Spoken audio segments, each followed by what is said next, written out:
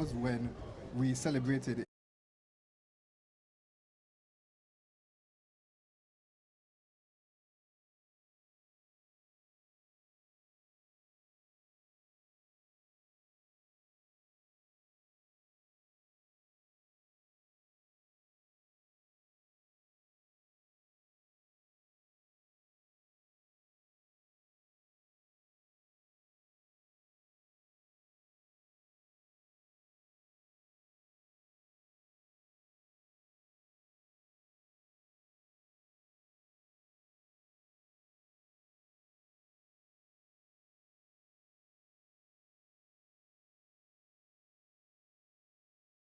history.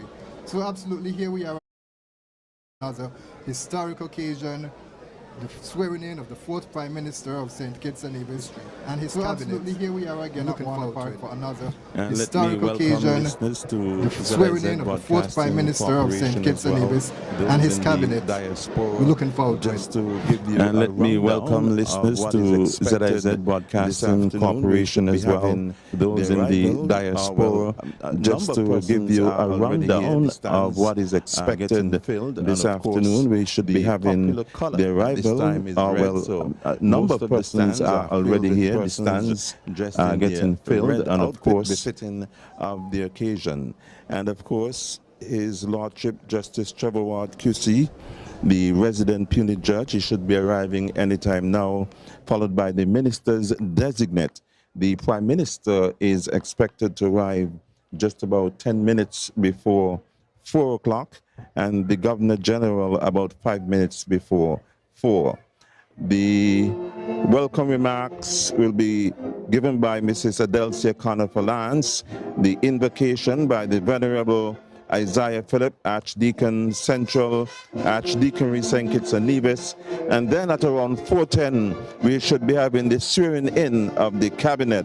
There will be an address by the Prime Minister, the Honourable Dr. Terrance M. Drew. We'll be having a choral rendition as well, and at around 5:40 it's the benediction. So lots in store for viewers and listeners to our broadcast here this afternoon. Good afternoon to you, Lesroy. What are your thoughts about the crowd at this time? It's picking up, of course. Well, the crowd is picking up, and I can tell you that it's a sea of red that is here at the Warner Park Cricket Stadium.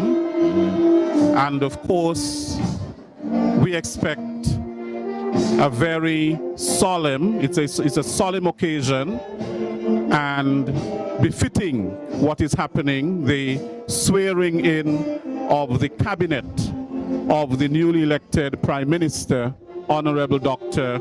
Terrance Drew.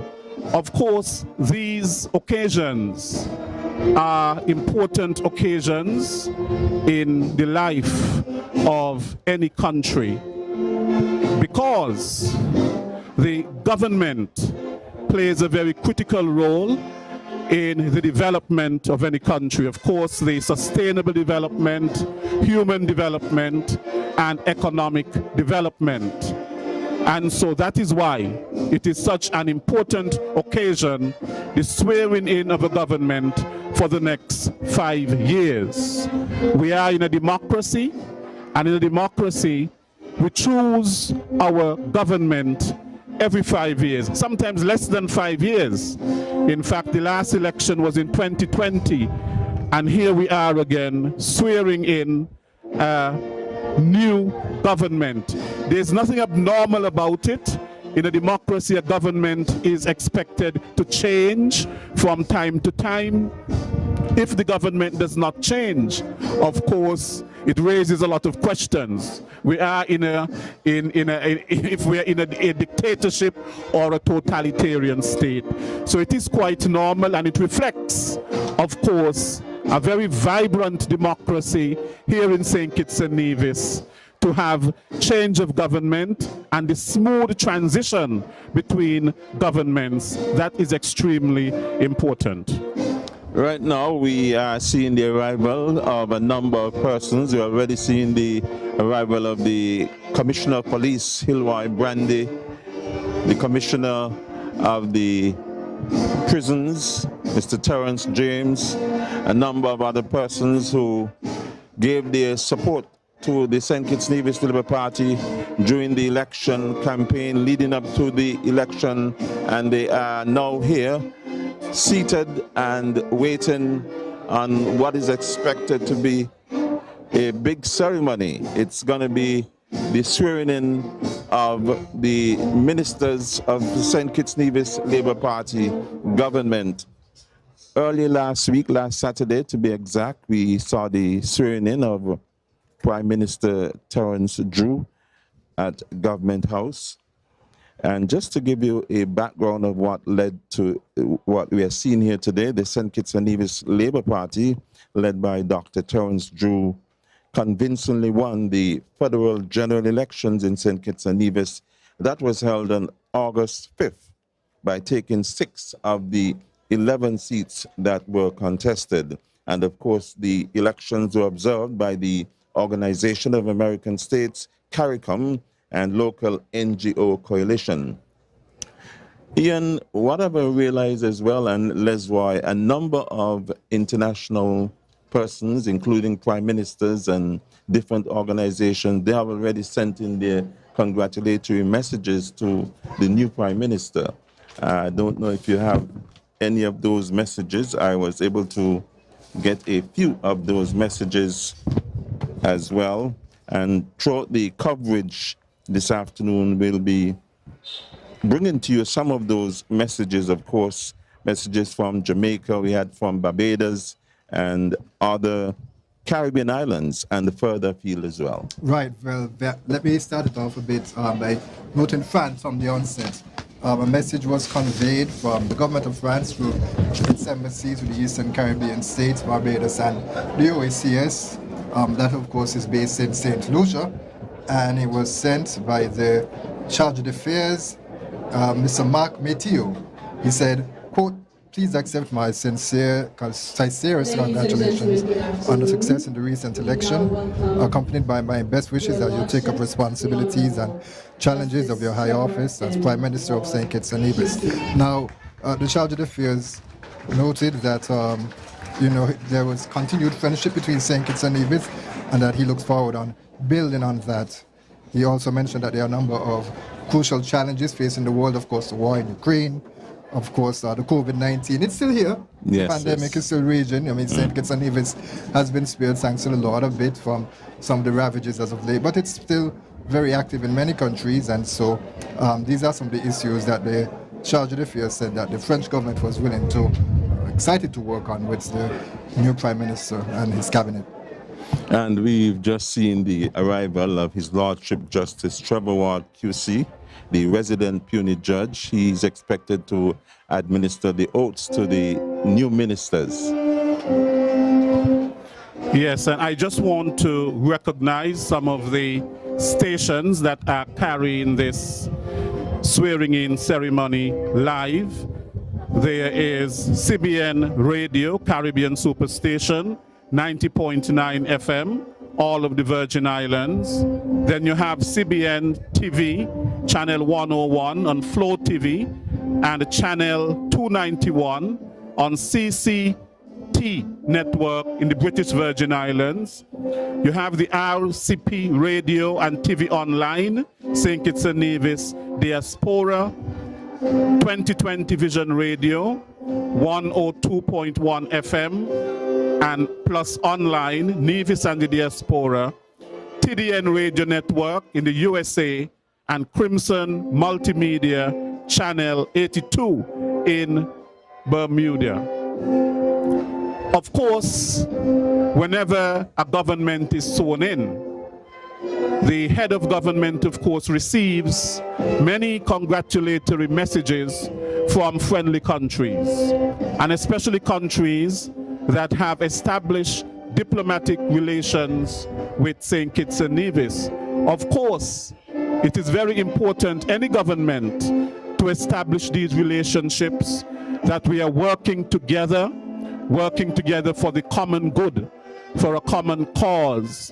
Some of the relationships, of course, within the region would include that of CARICOM, the CARICOM community, and of course the OECS, and other important institutions like the University of the West Indies. And of course, the Prime Minister, Honourable Dr. Terrance Drew, has received congratulatory messages from the Secretary General of CARICOM. He has received, of course, from the Director General of the OECS, Didacus Jules, the Secretary General of CARICOM, who basically is Carla N. Barnett, Dr. Carla N. Barnett, Didacus Jules of the OECS. There are a lot of regional institutions, the Caribbean Development Bank, the University of the West Indies, which sent congratulatory message, in Dr. Francis O. Severin, who is Pro-Vice Chancellor and Principal of the UE Open Campus. And of course, close to home, we had the President of the Republic of China, Taiwan, Her Excellency Dr. Tsai Ing-wen. On Saturday, August 6th, she sent a message of congratulations to the Honourable Dr. Terrance Drew, who was sworn in as the 4th Prime Minister of the Federation of St. Kitts and Nevis. And it read, on behalf of the people and government of the Republic of China, Taiwan, I extend my heartfelt congratulations on your election as Prime Minister of the Federation of St. Christopher and Nevis. I wish you every success in your new role and confident that St. Christopher and Nevis will thrive under his capable leadership. The congratulatory letter was hand-delivered to Prime Minister Drew by the resident ambassador of the Republic of China, Taiwan, His Excellency Michael Lin, at Government House. And that was after Dr. Drew was sworn in as the Federation's 4th Prime Minister. Well, it's interesting that you speak about Taiwan here. And something that struck out to me, I've never heard in congratulatory messages that from one country that there is a simultaneous message from the President, the Vice President, and the First Lady of the President. That was very interesting. The first time I've seen that, and that was done from Nicaragua. The President there is His Excellency Daniel Ortega Saavedra, and the First Lady, and the Vice President is His Excellency Rosario Murillo. And so it said that, you know, they are looking forward to working with the Prime Minister and extended best wishes for peace, prosperity, and good living. And they also said they expressed their unwavering commitment to continue strengthening the fraternal bonds of solidarity and cooperation that unite our people, that is the people of Nicaragua, and the people of St. Kitts and Nevis, and also the governments there as well. In the background, you can hear the music of the St. Kitts and Nevis Defense Force Band. Prelude of music. We should be expecting the minister-designates to arrive at any moment now, and they will be followed by the Prime Minister and then the Governor General. The stands are filling up quite nicely on both the western and on the eastern end as well, and the main stand here at Warner Park is filled.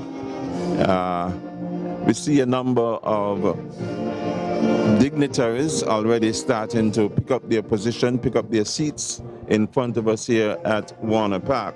And just to give you a brief biography of the new Prime Minister, the Honourable Dr. Terrance Drew, the 4th Prime Minister. Dr. Terrance Drew, he hails from St. Peter's in St. Kitts, and he completed his medical school studies at the University of Villa Clara in Cuba from 1998 to 2005, where he graduated with first-class honors.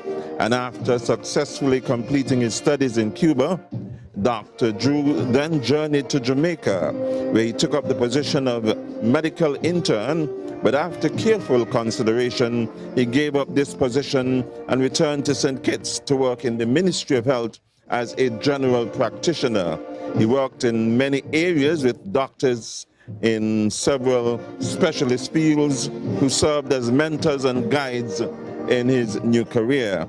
at the Jane France Hospital. He worked on the medical ward with Dr. Bishara Saheli, on the surgical ward with Dr. Desmond Fosberry, pediatrics with Dr. Ian Jacobs, the late Dr. Ian Jacobs, and A&E with Dr. Retna Walwin, who all contributed to his success in some way. And later, Dr. Drew, who is now the Prime Minister, he moved on to private practice, where Dr. Desmond Fosberry was very instrumental as he turned over his office to Dr. Drew, and to whom Dr. Drew has said he would always be grateful.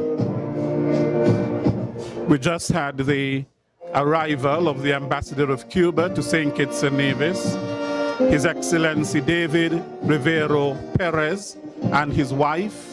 They have arrived. Of course, Cuba has played an important role in our development here in St. Kitts and Nevis, especially in the development of human resource.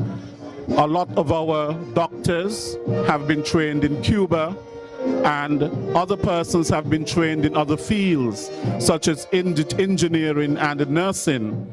The Honourable Prime Minister, Dr. Terrance Drew, of course, was one of those beneficiaries of scholarship which afforded him to study in the Republic of Cuba.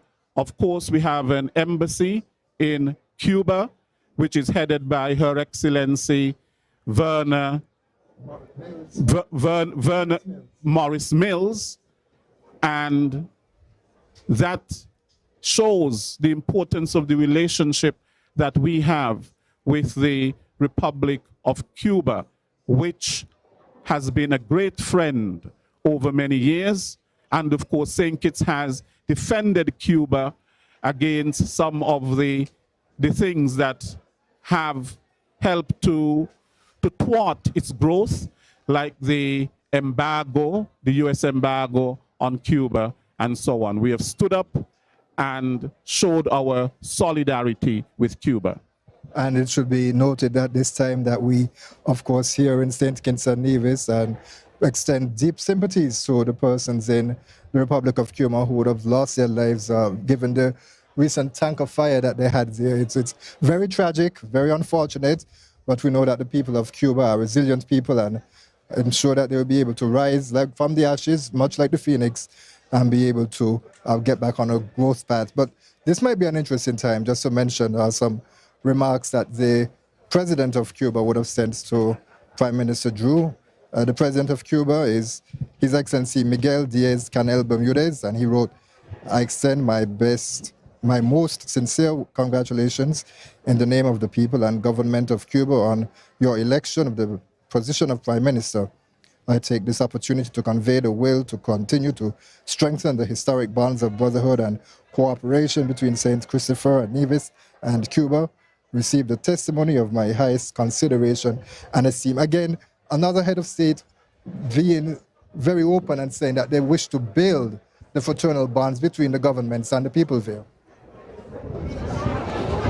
Yes, Ian, we continue to see a number of local and foreign dignitaries arriving on the red carpet as we await the arrival of the ministers designate who will be given their portfolios here today. Lots of persons have been wondering who would get what.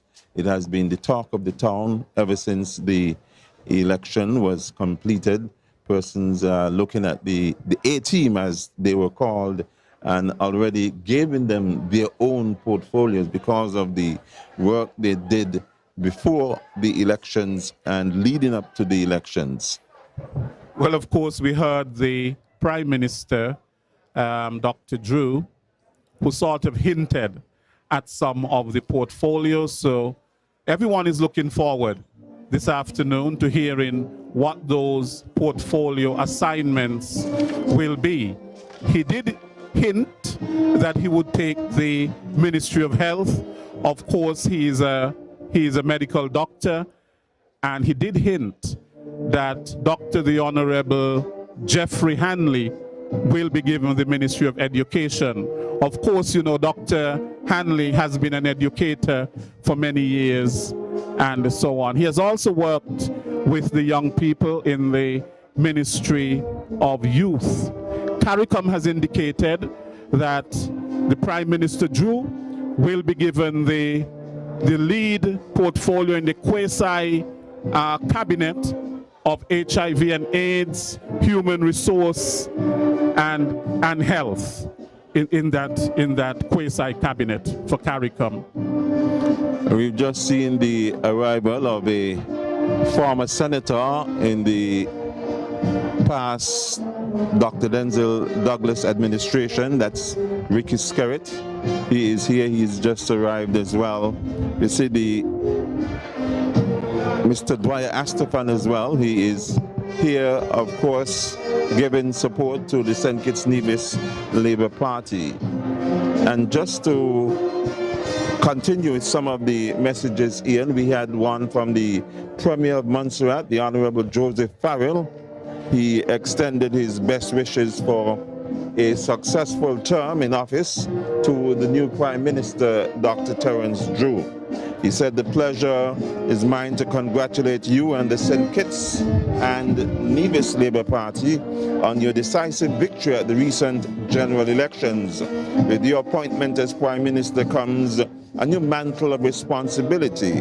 I wish to assure you of the continued friendship and support of the government and people of Montserrat as you and your government work tirelessly for the progress and the prosperity of your people and the Federation of St. Kitts and Nevis." That's the message that came in from the Premier of Montserrat. And also to continue with the biography of the fourth Prime Minister, Dr. Terrance Drew. Dr. Drew studied for his United States medical license exam and passed, ranking among the exam's top performers. In 2010, Dr. Drew received a residency position in internal medicine in Texas, and although the process was long, challenging, and expensive, journeyed to the United States and began his studies. 3 years later, he fully completed his studies, and despite the many lucrative contracts offered to him, he decided to return home to contribute once again to his country. Dr. Drew is a fully trained internist and was eligible to be licensed in any state of the USA. I should mention that the Prime Minister had a very eventful first day in office there. He would have touched on it a bit in terms of an interview that he did with one of the local media houses. And, one of the things that is very interesting that he said he was going to complete within the first week in office. And he said that he was going to speak about or help to deal with some of the matters in relation to the MRI machine at the Joseph and Franz General Hospital. He mentioned that he also was going to be looking at assistance to persons with sick children. That is, of course, very important, and it's something that is near and dear to his heart. He would have attended the candlelight vigil for Bria, a young child, unfortunately, who passed, and given his support to the families there. And so, that is something that persons can look forward to hearing a bit about. And also the entry protocols for St. Kitts and Nevis. That is one of the things that the Prime Minister said that he was prepared to deal with in the first week of his term in office. And so we certainly expect to hear some of that, as he mentioned, look forward to his speech on Saturday. And so the nation, I'm sure, will be waiting on bated breath to hear what the fourth Prime Minister, the Honourable Dr. Terrance Michael Drew, has to say in these matters. Well, during his swearing-in at Government House, he gave some insight as to how he plans to govern. He said he vowed to serve on the principles of respect and good governance so that the St. Kitts and Nevis can be counted among others, and one that we could very well be proud of. And he also said that he fully recognized that the office of the Prime Minister is one of service, and that it is an office which he does not own, but that he's at the behest of the people of St. Kitts and Nevis. And during that time, he vowed to work closely with his cabinet colleagues, who we will see be given their official portfolios this afternoon, and with those who are in the positions in government and other citizens of St. Kitts and Nevis, so that whatever issues they are, they can solve it, working closely together as one federation. The Prime Minister would have also indicated that he would have had discussions with the Premier of Nevis, the Honourable Mark Brantley, and also with the opposition leader of the Nevis Reformation Party, to get a sense of starting to what the issues are and starting to really build out the relationship. Of course, this is his first time in public office, and so the Prime Minister indicated that he is looking forward to deepening the relationship between St. Kitts and Nevis, and the best way to do that really is to understand what the issues are. He mentioned quite clearly that he is not just only the Prime Minister of St. Kitts as a natural, but it's St. Kitts and Nevis. He's the Prime Minister of Nevis as well. He respects the authority, the autonomy that the Nevis Island administration has, but he also intends to forge a relationship with the people themselves of St. Kitts and Nevis, because in order to serve effectively, you must be able to serve all of the people, not just St. Kitts, but also the people of Nevis, who are our brothers and sisters, and who is so near and dear to his heart, as he would have expressed. In just a few weeks' time, Warner Park will be seeing a number of cricket matches once again in the CPL. There's the 60s tournament that will also be played here, men and women as well, the Chris Gale 60s tournament, which is a new format. But right now it's been prepared for the inauguration of the ministers of the St. Kitts Nevis Labour Party government. If you've just joined us, my name is Bear Galloway, along with Lesroy Williams and Ian Richards, of course. We are here to bring you coverage of the swearing-in ceremony. Already, the stands are being filled. The sun is out. Very, very hot, I can tell you that, of course. Umbrellas are out as well. And the standout color right now is red. Even the umbrellas having some semblance of red as well, Lesroy. Yes, yes. The Warner Park Cricket Stadium is a very picturesque stadium. I think it is perhaps I want to be biased and say it's the best stadium within the region. But it has already been handed over to Cricket West Indies. Of course, they're going to start cricket here on the 24th of August, Ian. The 24th of August. And they have something called the 60. The 60, and of course, we see Chris Gale has been marketing this. I think he's one of the brainchild behind it. And so, of course, the ceremony today, they took special care to mitigate any damage to the grounds and so on, because we know that cricket will be coming up in just a little under 2 weeks. Well, I can tell you, Leslie, based on what you would have said in terms of it being a very picturesque ground, I was involved a bit in terms of providing some of the public relations when the park was being constructed, and the manager, Val Kempadu, said that this was actually the finest work that he has done in the region, and pound for pound, Warner Park is one of the top facilities in the Caribbean. Of course, you can see the mountains, of course, on the outskirts of Warner Park. That makes it, of course, extremely beautiful just looking at the mountains. And we are hearing the sirens of the outriders. So at any moment now, we should be seeing the arrival of the ministers designate, of course, and then the Prime Minister, followed by the Governor General. And just to give you some stats from the elections gone past, Dr. Drew was declared the winner in constituency number 8, taking 2,950 votes, gathering 60.2% of the votes cast. Dr. Zenzil Douglas, a former Prime Minister. He won in constituency number 6 with 1,926 votes, compiling 82.2% of the votes cast. Connis Maynard was also announced the winner in constituency number 3 with 1,747 votes, amassing 64.8% of the votes cast.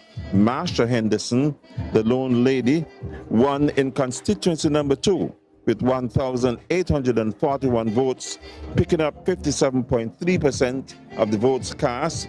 Dr. Jeffrey Hanley emerged victorious in constituency number 1 with 2,709 votes, totaling 57% of the votes cast. And Samuel Duggins, he triumphed in constituency number 4 with 1,269 votes, accumulating 54.1% of the votes cast.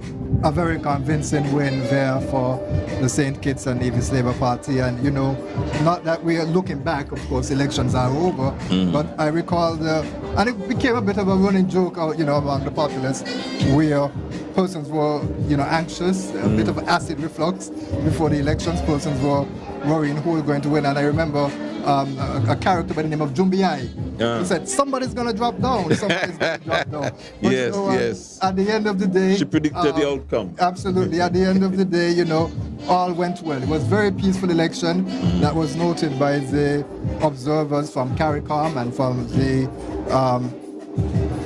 OAS who were here as well too. I do have some copies of the reports, and maybe we can get into some of that a bit later. But certainly we are proud of the peaceful transition of government. We are proud of the way the polls were conducted, and it was all done in the name of democracy. And it proves that our people are resilient, and democracy and the institutions in St. Kitts and Nevis are strong.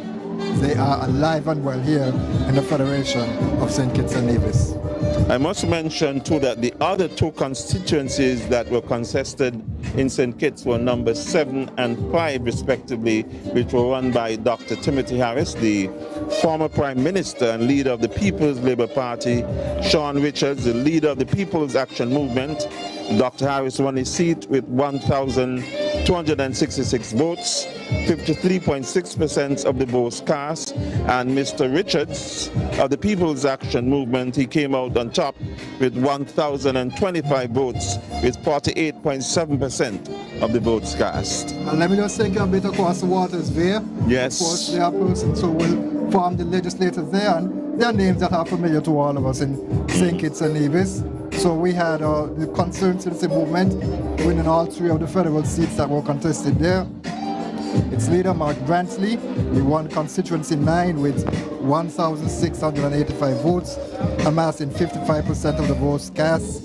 Eric Evelyn, the Honourable Eric Evelyn, he emerged triumphant with 616 votes, which was a total of 69.8% of the votes cast.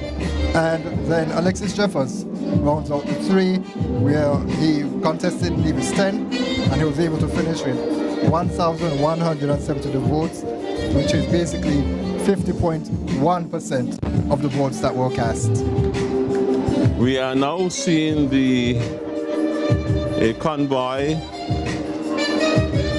and I suppose they are escorting the minister's designate, who should be arriving on stage anytime soon. There is a convoy of about 8 to 9 cars just arrived in Warner Park. And if you've just joined us, we are bringing to you coverage of the inauguration ceremony, or the swearing-in of the members of cabinet here at the Warner Park Cricket Stadium. And according to the program, it's just about 4 o'clock at this time, and we should be seeing the ministers designate taking up their position on stage. And you can hear the round of applause from the crowd here as the ministers designate, led by the senior minister, the Honourable Dr. Denzel Douglas. They are just about to make their way here onto the stage where the swearing-in will take place. And already you can hear the shouts of persons for the Right Honourable Dr. Denzel Douglas on the big screen as well too. There he is walking the red carpet, persons giving him a very warm, I think warm might be a bit of an underestimation. Yeah. I'm sure the spectators can hear the loud roar and the clap. Absolutely, Prime Minister, well, former Prime Minister Dr. Denzel Douglas remains a very popular figure in St. Kitts and Nevis, and of course in the region as well too, having served as the nation's Prime Minister for some 20 years. And he's about to take to the stage. He is the... Yes, and the Right Honourable Dr. Denzel Douglas would be the most experienced politician within the Dr. Drew administration, having served as Prime Minister for about 2 decades. We see now Dr. Jeffrey Hanley emerging from the vehicle and walking the red carpet there. He's looking very dapper today. Of course, he's a very well-dressed person. And he's accompanied by his wife, of course, dressed in red.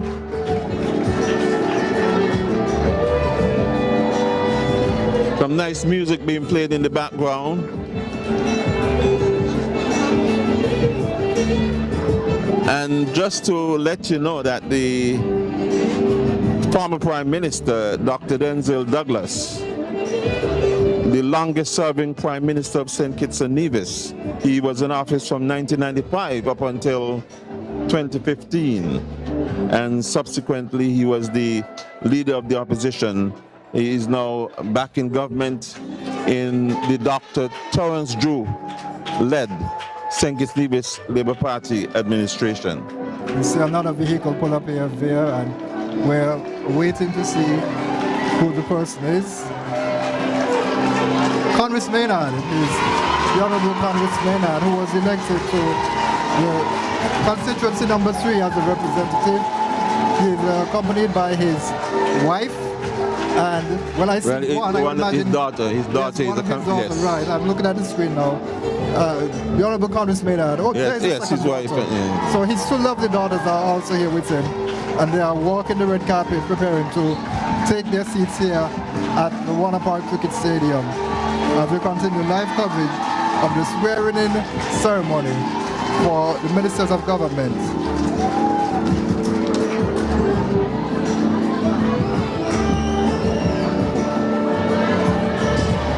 If you've just joined us, you are looking at and listening to the coverage of the swearing-in ceremony. One of the youngest members of the A-team, as they were referred to, Samuel Duggins. And he's accompanied by his wife, making his way on the red carpet. He is actually, in fact, the youngest member of the team. He was only 39 years old. He was born in 1984. And of course, Simon is known mostly by the young people for his entertainment. He used to be a part of a band called The Embassy. And then he has grown and gotten into agriculture. Mancheville Farm down at Old Road. And certainly he's become very popular for that as well. Yes, and the Honourable Samuel Duggins has in some ways to be commended because he won all 10 boxes in constituency number 4, where the former parliamentarian who won all 10 boxes in 2010, he lost all 10 boxes in 2022.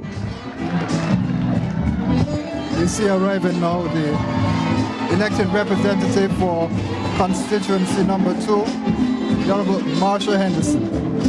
Now, Marshall, of course, is a lawyer by profession, and so persons are looking forward to hearing what her portfolio is. She did a recent interview with The Narrative, which is a regional show that also airs on ZXZ, and she said she's up to the task. Whatever the Prime Minister is prepared for her to do, she's prepared to lead in that area. But the Prime Minister did indicate that the Attorney General is likely to be an appointed post, a senator appointed. And so we'll have to look forward and wait and see which post the Honourable Marshall Henderson will take up. We'll find out in just a matter of maybe half an hour, maybe an hour of it.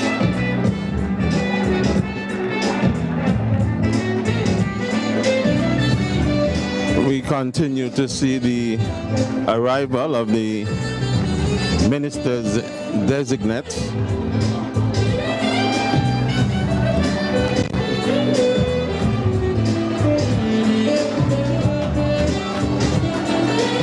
We are now seeing Dr. Joy Clark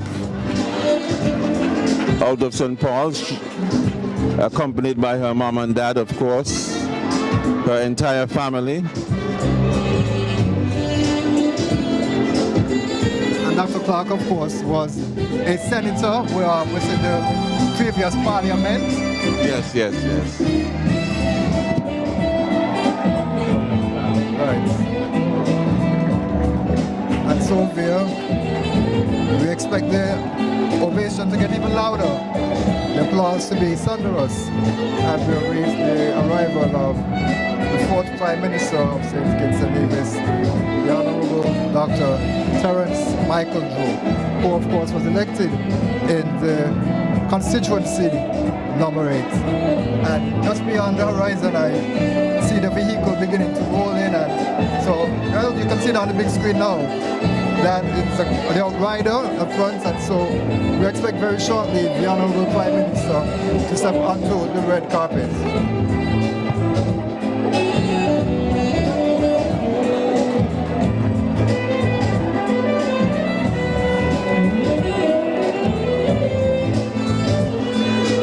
And as we mentioned earlier, the St. Kitts Nevis Defence Force Band, they will be making some renditions as well.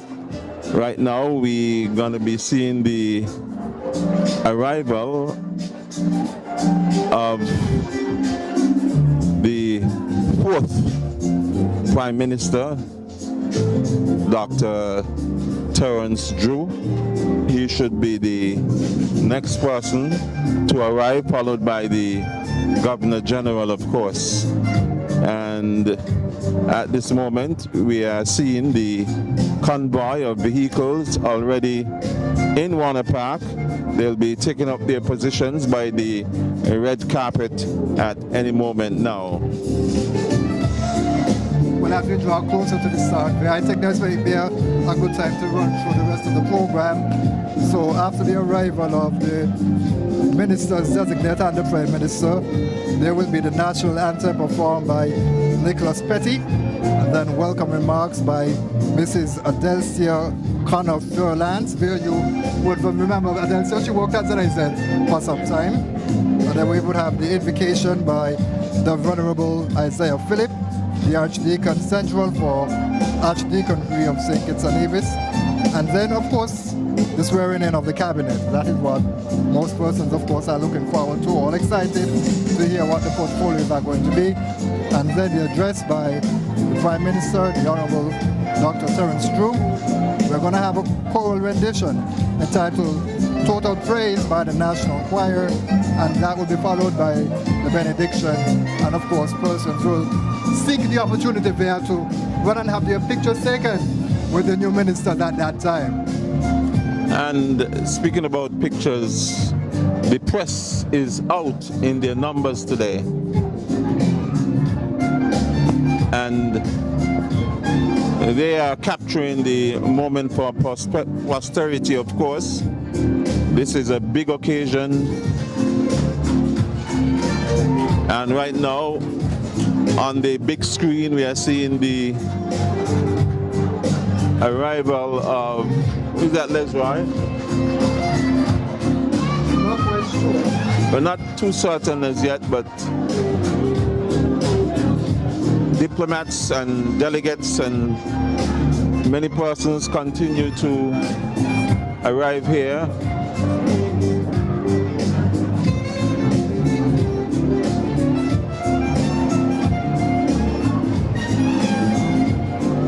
The Prime Minister is expected to make some significant announcements today in his address, and so we await those very significant announcements.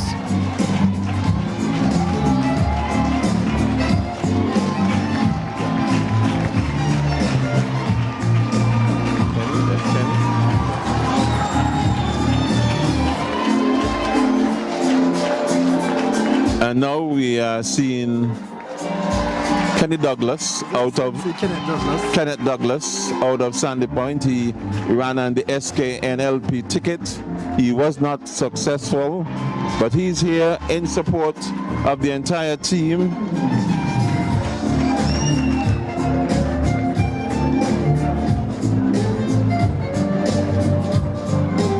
Most persons there would have described his showing as in constituency fights during the recent election. That's very commendable. It was a very commendable one indeed. And there are persons who are very excited to see what role he may be able to lead in the constituency in the weeks and the months and the years to come. And just arriving before His Excellency Kenny Douglas, was Mr. Garth Wilkin and his wife.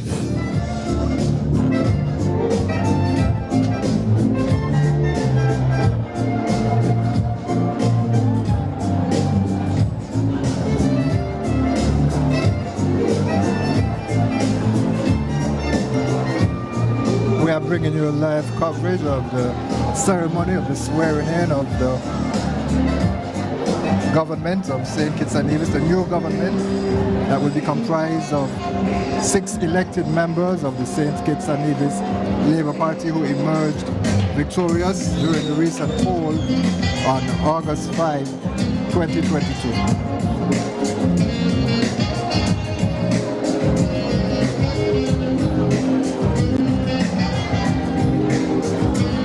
And we continue to see a number of persons coming into the Warner Park Cricket Stadium.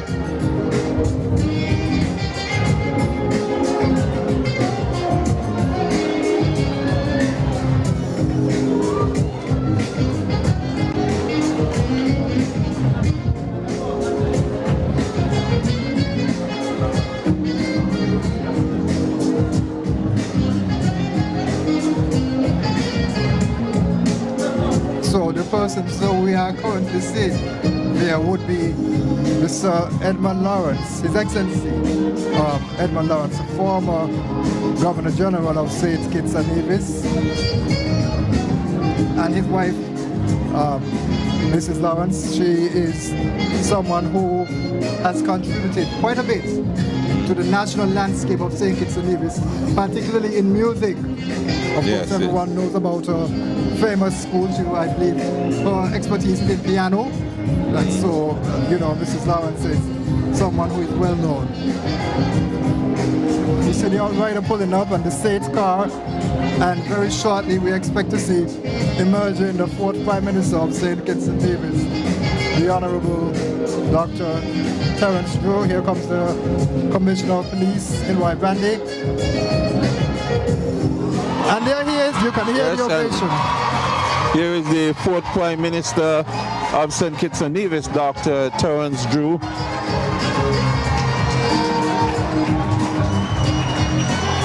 He is now making his way onto the red carpet, accompanied by the Commissioner of Police.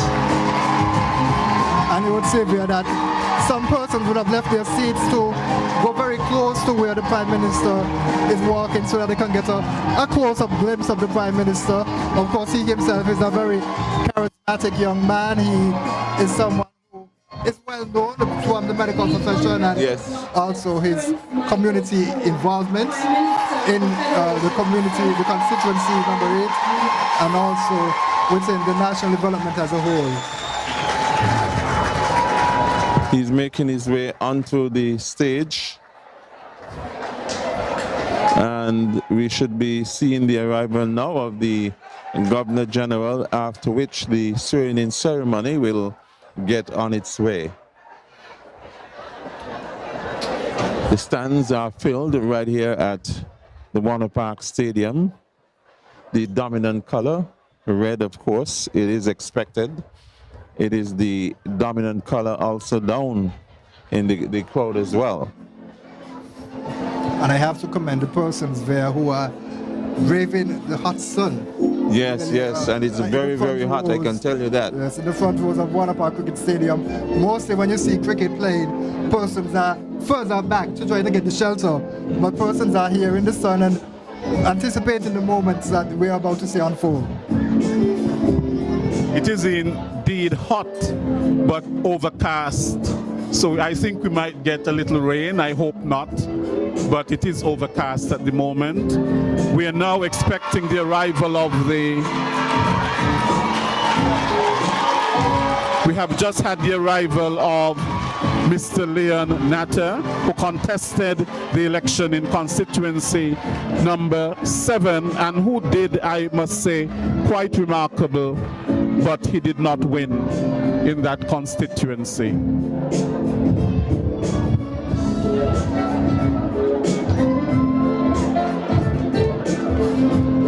Mr. Natter is accompanied by his family, of course. And he actually put up a good showing in the elections gone by. And his supporters are now waving and shouting, welcoming him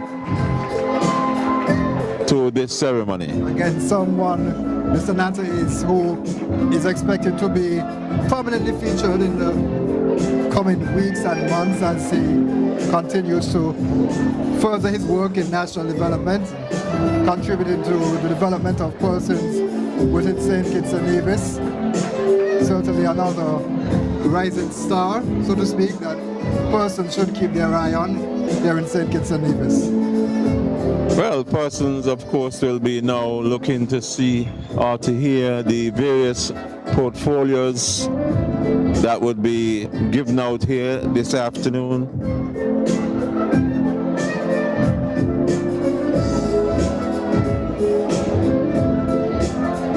If you have just joined us, we are bringing to you live coverage of the swearing-in ceremony here at the Warner Park Cricket Stadium. A number of officials have already been seated. We have already seen the arrival of the minister designate. They all have arrived.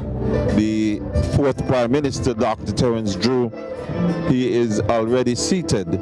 We are awaiting the arrival of the Governor General. Of course, when the Governor General, His Excellency Sir S.W. Tapley Seaton arrives, then the ceremony will.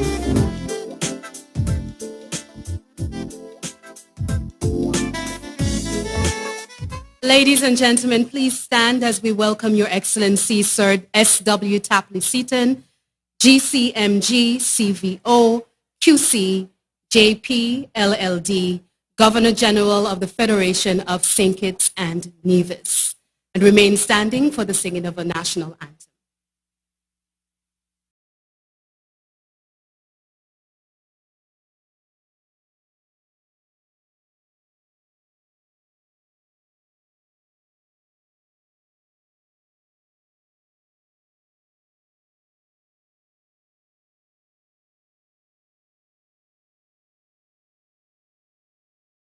Oh, land of beauty, our country, their peace abound, thy children stand free. On the strength of will and love, with God in all our struggles, St. Kitts and Nevis be a nation bound to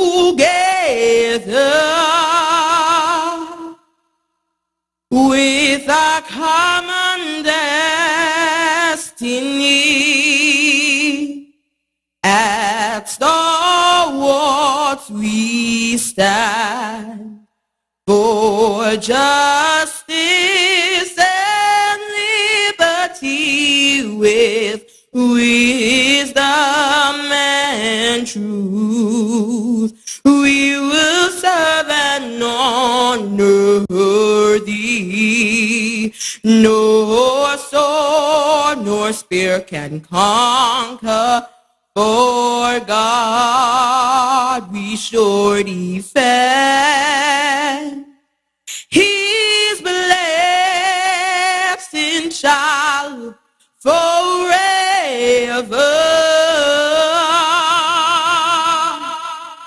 to posterity extend.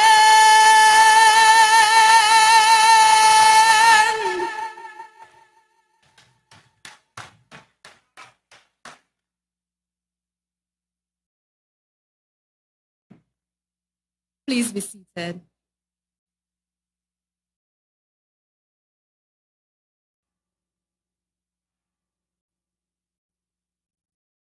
Pleasant afternoon to each and every one of you. My name is Delcia Conifer-Lance, and I'm your Mistress of Ceremonies today.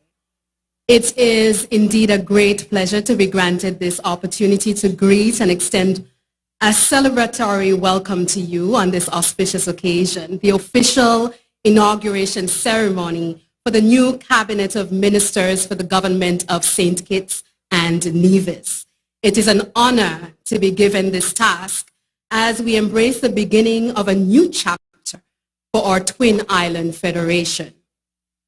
I'd like to extend a warm welcome to our distinguished guests, Your Excellency, Sir S.W. Tapley Seaton, GCMG, CVO, QC, JP, LLD, Governor General of the Federation of St. Kitts and Nevis. Your Lordship, the Honourable Justice Trevor M. Ward, QC.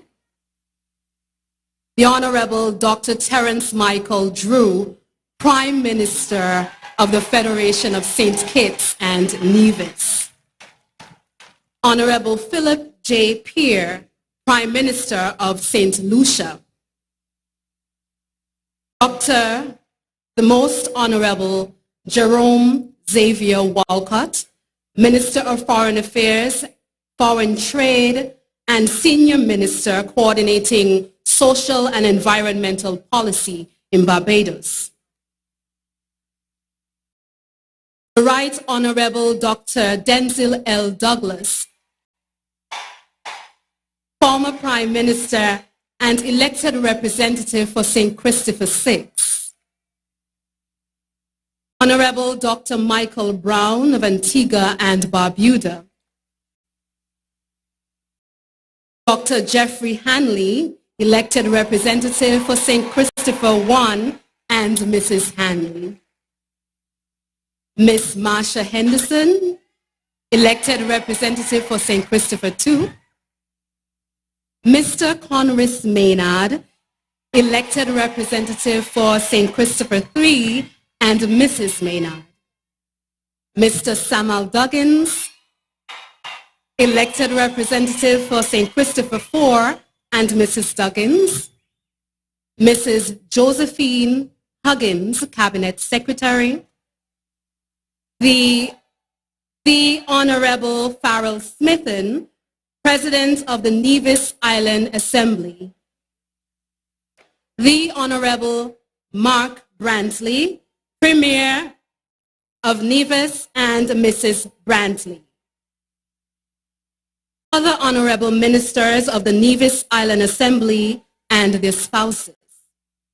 Your Excellency, Sir Edmund Lawrence, CMG, OBE, CSM, JP, former Governor General of St. Kitts and Nevis, and Lady Lawrence. Your Excellency Michael Lin, Ambassador of the Republic of China and Taiwan, and Dean of the Diplomatic Corps. Your Excellency David Rivero Perez and Mrs. Yvonne Tomei-Flea. Your Excellency Linda S. Taglialatilla, Ambassador of the United States of America and Delegation. Mr. Marco Antonio Guzman Adrian, Chargé d'Affaires ad hoc of the Bolivarian Republic of Venezuela and spouse. Mr. Didakos Jules, Director General of the OECS. Other accredited chief representatives of regional and international organizations, visiting representatives from Venezuela and the United Kingdom, other members of the Diplomatic and Consular Corps, the Venerable Isaiah Philip, Archdeacon Central, Archdeaconry, St. Kitts and Nevis, and other participants of this auspicious event, members of the Christian Council and the Evangelical Association, other members of the clergy, permanent secretaries and other senior government officials, Lieutenant Colonel J. Anthony Comrie, Commander of the St. Kitts and Nevis Defense Force, Mr. Hilroy Brantley, QPM, Commissioner of Police, and other members of the High Command and other rank and file members of the Royal St. Christopher and Nevis Police Force, Mr. Terrance James, Commissioner of Prisons and Corrections, Mr. Garfield Hodge, Acting Fire Chief of the St. Kitts and Nevis Fire and Rescue Services, other members of the armed forces and uniformed bodies, former members of Parliament, family members of the Honourable Dr. Terrance Drew, and other elected representatives, planning committee members of the inauguration ceremony, partners, executives, and members of the St. Kitts Nevis Labour Party and the St. Kitts Nevis Trades and Labour Union, members of civil society, other specially invited guests, members of the diaspora, and listeners on various media platforms, citizens and residents, members of the media, ladies and gentlemen, welcome. With God in all over our struggles, St. Kitts and Nevis be a nation bound together with a common destiny. Those are powerful words of inspiration taken from our beautiful and soulful national anthem. These are words to aspire to as the new St. Kitts Nevis Labour Party administration take this bold step of service to our people. We are one people, a proud people, with one purpose, to build our beloved nation. Today we are gathered with a renewed confidence in our democratic process. We are here to witness the inauguration of these dedicated and patriotic men and women who have taken the plunge to service. Let us continually bear them up in prayer throughout this journey. In due time, they will swear oath, and the instruments of appointment to office will be bestowed to them. This is a powerful commitment to us, the citizens and residents of the Twin Island Federation of St. Kitts and Nevis, that they will govern and lead with integrity, transparency, and accountability for the betterment of our nation, for the good that they can do. This is an honor bestowed upon them to fulfill their mandate and to transform our nation, empower our people, and restore good governance. Ladies and gentlemen, I once again officially welcome you to this grand occasion, the inauguration of the leaders of the St. Kitts and Nevis Labour Party to the office of government. Thank you, and God's richest blessings to you.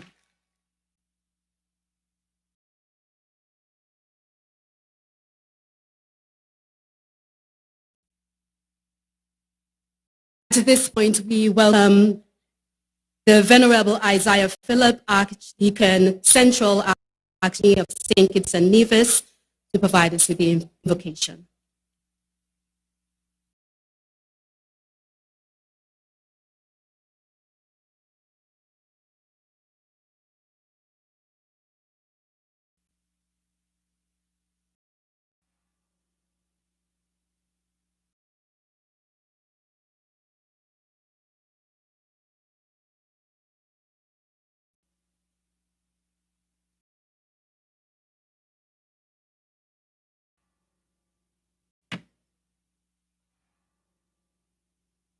fellow citizens and residents of the Federation of St. Christopher and Nevis, and Madam Mistress of Ceremony, I thank you graciously welcoming me to share in this auspicious occasion.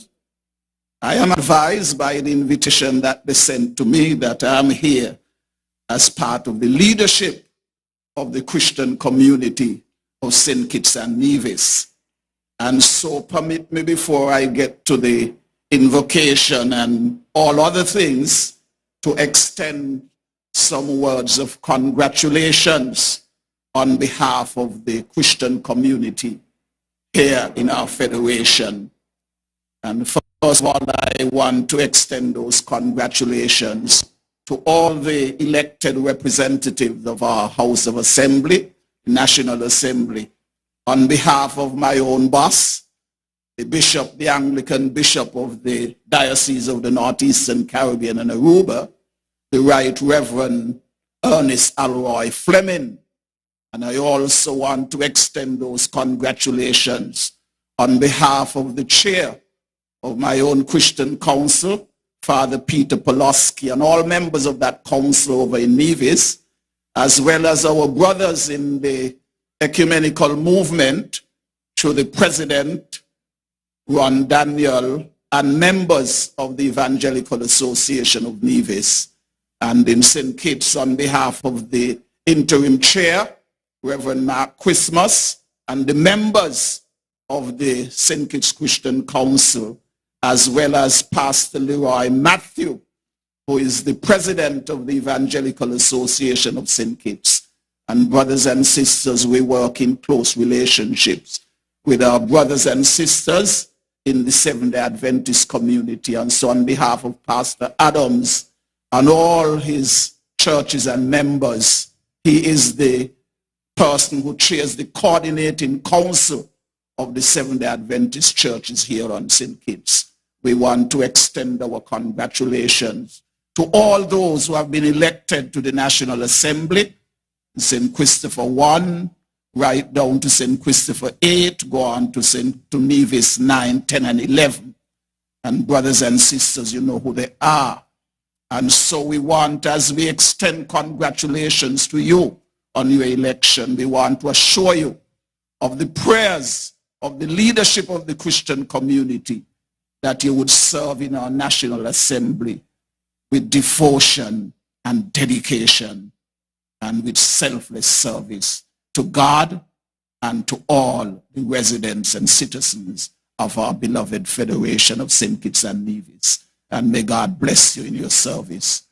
And brothers and sisters, now to the invocation itself and all that comes before it and all that comes within it. I want to first of all read to you two verses of scripture from Judges chapter 16, verses 4 and 5. And this scripture comes from what we call in the Anglican Church that I pastor in, from our daily office readings. We have readings for each day of the year. And the Old Testament reading for today is Judges 16. And I share with you verses 4 and 5. It says that after this, Samson fell in love with a woman in the valley of Sorek, whose name was Delilah. The lords of the Philistines came to her and said to her, coax him and find out what makes his strength so great and how we may overpower him, so that we may bind him in order to subdue him. And we will each give you 1,100 pieces of silver. The word of the Lord, and may God bless it to our hearts. Brothers and sisters, as we pray for God's blessings and guidance on this time of what I call a time of thanksgiving and affirmation. Thanksgiving to God for having taken us through our electoral process, and affirmation for God's guidance and direction on our Prime Minister and his incoming cabinet. I want to them that this particular passage, which introduces the beginning of the downfall of Samson, was very special, is very instructive, because it tells us that that process starts whom he loved. And I know that you all love what you do, and you love the people of the Federation and everything. But I want to say to you, keep very focused, because if you love the office and the power and the authority and all that it gives you in terms of the availability of the resources of the country, you're going to end up in a very destructive way. Just as Samson, through his love, ended up in destruction. And so I want to say to all of you, keep very focused in what you're doing. And what should focus your attention is really the will and the desire of the electorate. And the electorate in this country, they have overwhelmingly elected you with a powerful mandate that says we want change. That's what that mandate says. And so you must keep focused on delivering change. And that delivery of change, I want to say to you, brothers and sisters, that that delivery of change, it is not going to come out of an ordinary and everyday mindset. It has to come out of a mindset that is prepared to think and move out of the box. And I want to say to you this afternoon that one of the things that has happened in our beloved Federation is, deliberately or otherwise, there has been a systematic dismantling of the role and involvement of civil society organizations in the work and operation of our Federation. And the very same people who do this dismantling, they call upon us all the time. What the church doing? What the Christian Council doing? What the Evangelical Association doing? But there has been a systematic dismantling of those engagement with and involvement with those in the governance of our country. And I want to say to you, Mr. Prime Minister, and Dr. Drew is my Prime Minister a lot more than other people. We came from the same place in St. Kitts, right up under the hill in Monkey Hill. And so, brothers and sisters, I want to say to my Prime Minister and to members of his incoming cabinet, don't be afraid to engage with civil society organizations and associations. They are going to strengthen our democratic process. They are going to widen the pool of ideas that you have to draw from, and that can only strengthen your policies and programs. And so I want to say to you, engage the Christian Council, Evangelical Association, the Bar Association, the Chamber, the Engineers Association, all of those, and help us to build out and strengthen our democratic process and bring wider opinions and views into guiding and helping to shape the policies and programs of our Federation. That is the way we are going to do it. And remember, when we talk about out-of-the-box thinking, still one of the greatest and most revolutionary changes that this country, St. Kitts Nevis, has experienced took place over 40 years ago, when, as part of the Bratcher's administration, the late Clarence Fitzroy Bryan universalized second, and that is still one of the most far-reaching changes. He moved out of the box, and I want to say to you, move out of the box. A lot of your supporters going to come, but maybe the time is right to move out of the box and don't give them a job and create a job for them, but create the opportunity for them to become entrepreneurs so that they themselves may create jobs too. And brothers and sisters, I've spoken far too long. So I'm going to shut up now and go to the prayers. So please stand, brothers and sisters, and let us pray.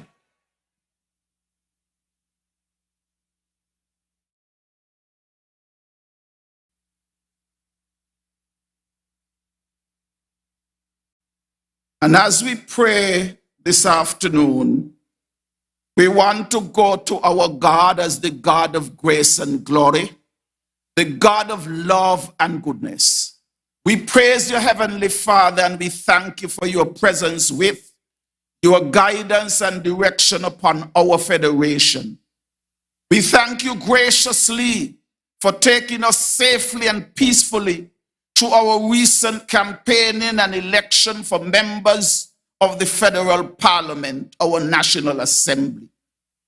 Thank you, Heavenly Father, for the contributions of all who have been involved in the process, the voters, the political parties and candidates, the supervisor of elections, returning officers, presiding officers, polls clerk, political party agents, and all those who have been involved in any way. Thank you also for the media and for our observers, both local, regional, and hemispheric, who came to be part of that process and to support us as we continue to exercise our rights in a democratic society. And today we want to offer special thanks for those whom it has pleased you to call to office as elected representatives. Lord, guide and direct them. We offer you our very special thanks for our Prime Minister, Dr. Terrance, who in your wisdom you have called at this time to lead the government. Lord, fill him with wisdom, knowledge, attentiveness, and humility. We thank you, good Lord, for this day of thanksgiving and affirmation. And as we meet as a nation to give you thanks and praise, and to affirm and commend to you those whom you have directed Dr. Ju to call into his cabinet, we invoke and invite your presence, your guidance and inspiration on our Governor General, on the Prime Minister, our resident judge, today's chairperson, the choir, music director, musicians, as well as all others who would be playing any role in this event of thanksgiving and affirmation. Lord, come among us now and take control. Go before us in all our doings, so that by your help we shall all act to the honor and glory of your name and for the continued growth and development of our federation. We ask all these mercies through our Lord and Savior Jesus Christ, who taught us when we pray to say, let us join together and pray the Lord's Prayer, saying, Our Father, which art in heaven, hallowed be thy name. Thy kingdom come. Thy will be done on earth as it is in heaven. Give us this day our daily bread, and forgive us our trespasses, as we forgive those who trespass against us. And lead us not into temptation, but deliver us from evil. For thine is the kingdom, the power, and the glory, now and forever. Amen. May God bless us in all our proceedings.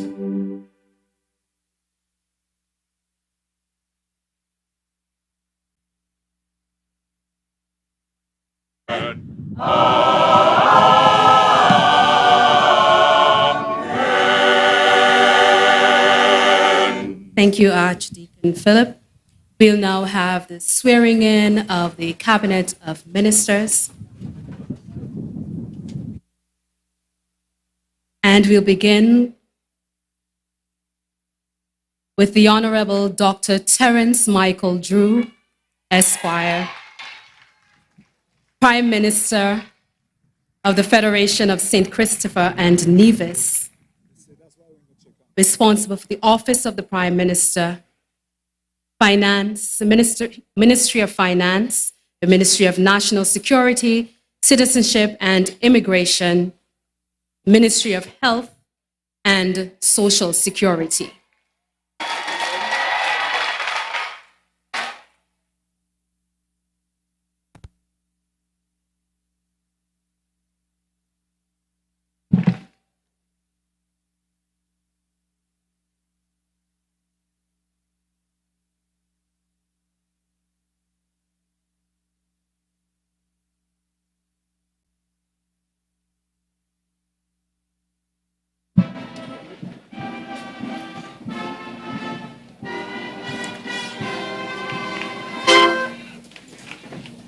I'll administer the oath of allegiance.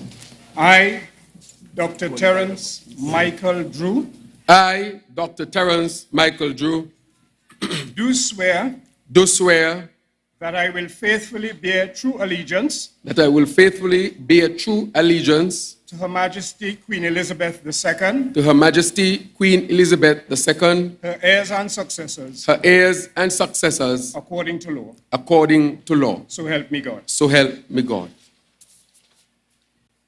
The oath of office. I, Dr. Terrance Michael Drew, I, Dr. Terrance Michael Drew, do swear that I will honor, I will honor, uphold, and preserve the Constitution of St. Christopher and Nevis the Constitution of St. Christopher and Nevis and the law. That I will conscientiously, impartially, and to the best of my ability, discharge my duties as Prime Minister of the Federation of St. Christopher and Nevis. Discharge my duties as the Prime Minister of the Federation of St. Christopher and Nevis. And do right to all manner of people. Without fear or favor. Affection or ill will. So help me God. And the oath of secrecy. I, Dr. Terrance Michael Drew, do swear that I will not on any account at any time whatsoever disclose any counsel, advice, opinion, or vote given by any minister of the cabinet. And that I will not. Except with the authority of the cabinet. And to such extent as may be required. For the proper conduct of the government of St. Christopher and Nevis. Directly or indirectly reveal. The business or proceedings of the cabinet. Or any matter coming to my knowledge. As a member of the cabinet. So help me God. Thank you.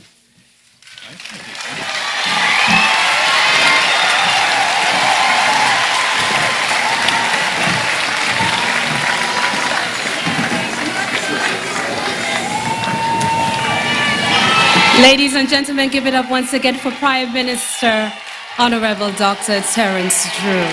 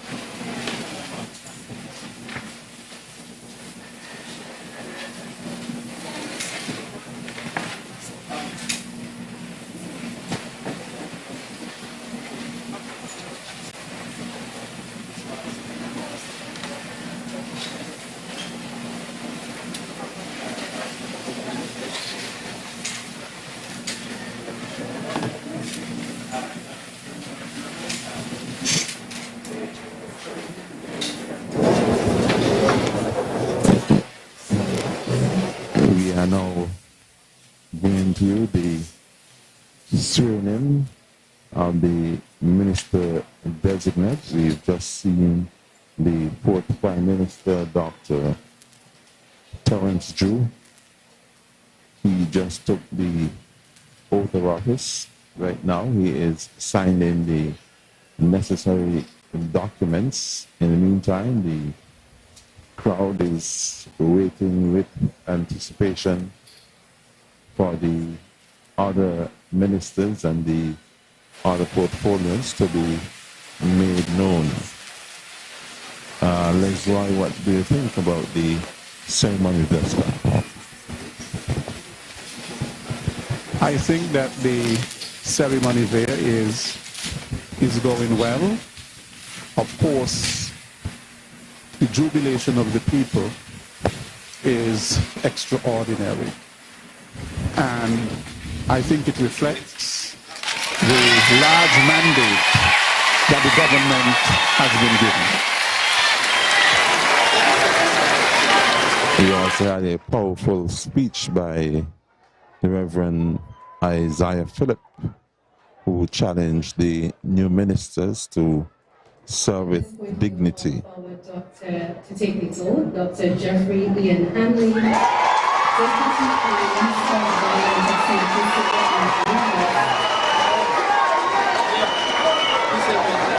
Minister of Education,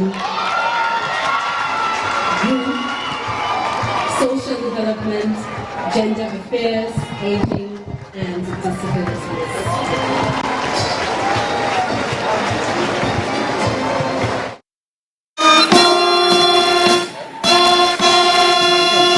Hanley? Oh, you are from, right, okay. You just raise your right. Oh, 1 second.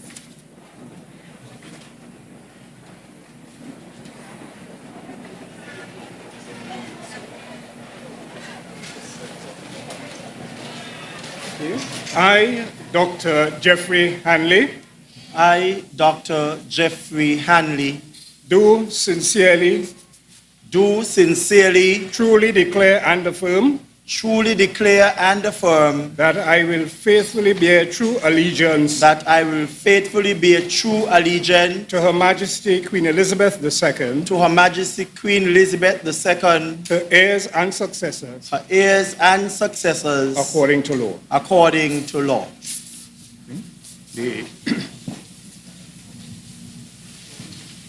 I, Dr. Jeffrey Ian Hanley. I, Dr. Jeffrey Ian Hanley.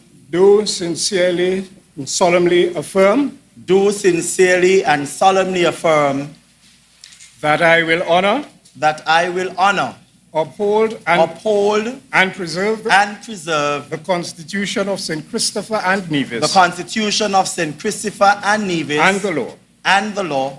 That I will conscientiously, impartially, and to the best of my ability, discharge my duties as Deputy Prime Minister of the Federation of St. Christopher and Nevis, and do right to all manner of people, without fear or favor, affection or ill will. I, Dr. Jeffrey Ian Hanley. Do sincerely, truly declare and affirm that I will not on any account, at any time whatsoever, disclose any counsel, advice, opinion, or vote given by any minister of the cabinet, and that I will not, except with the authority of the cabinet, and to such extent as may be required, for the proper conduct of the government, of the government of St. Christopher and Nevis, directly or indirectly, reveal the business or proceedings of the cabinet, or any matter coming to my knowledge, as a member of the cabinet. Thank you.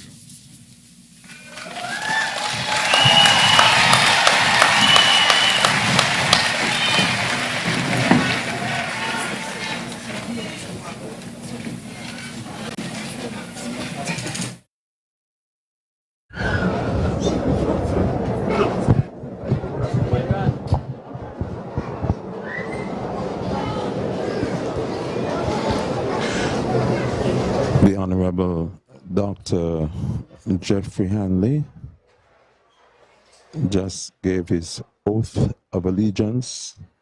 He is now signing the necessary documents to complete the entire process. And of course, where he was named as the new Deputy Prime Minister for St. Kitts and Nevis. It's supposed that I think some persons had an inkling that he was going to be Deputy Prime Minister, given that he was, of course, in the last Parliament. And so Dr. Hanley is going to be a lot more prominently featured across countries. Of course, St. Kitts and Nevis, persons in the country, they know of Dr. Hanley very well. And so he will be able to continue his work, particularly with the young people. I work very closely with the Ministry of Youth, and while he was there, we collaborated on quite a number of projects, and so it will be certainly interesting to continue to collaborate with him. And he is a new Minister of Youth, and of course new ministries were mentioned, specific focus on persons with disabilities and also persons within the Ministry of Aging, persons, senior citizens of our country, those who would have made so many contributions to the development of St. Kitts and Nevis. Specific emphasis being placed on them by having aging included as part of the ministry. Quite a popular figure in St. Kitts and Nevis, and of course, further afield, the Honourable Dr.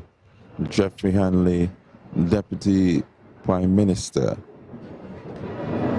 And if you've just joined us, we are bringing to you the swearing-in ceremony of the new St. Kitts Nevis Labour Party government, led by the 4th Prime Minister, Dr. Terrance Drew.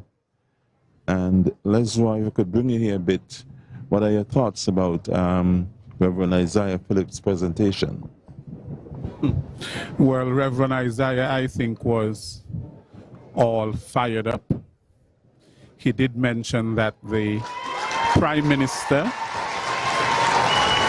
and himself actually came from the same community, so he knew him very well and was quite excited about his ascension to the office of the Prime Minister. Of course, Dr. Denzel Llewellyn Douglas, to the Minister of Government of St. Christopher and Nevis, responsibility for foreign affairs,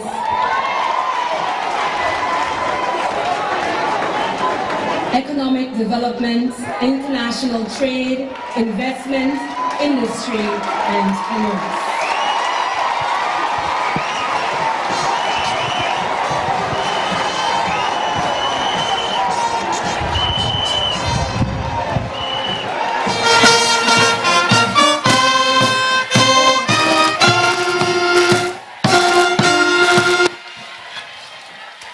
I will now administer the oath of allegiance.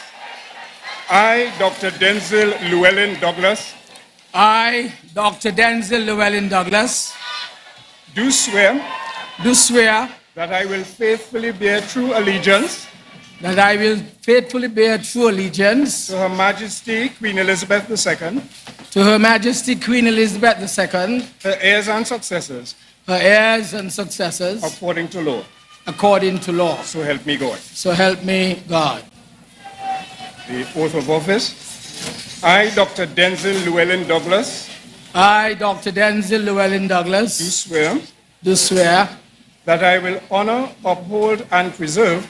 That I will honor, uphold, and preserve. The Constitution of St. Christopher and Nevis.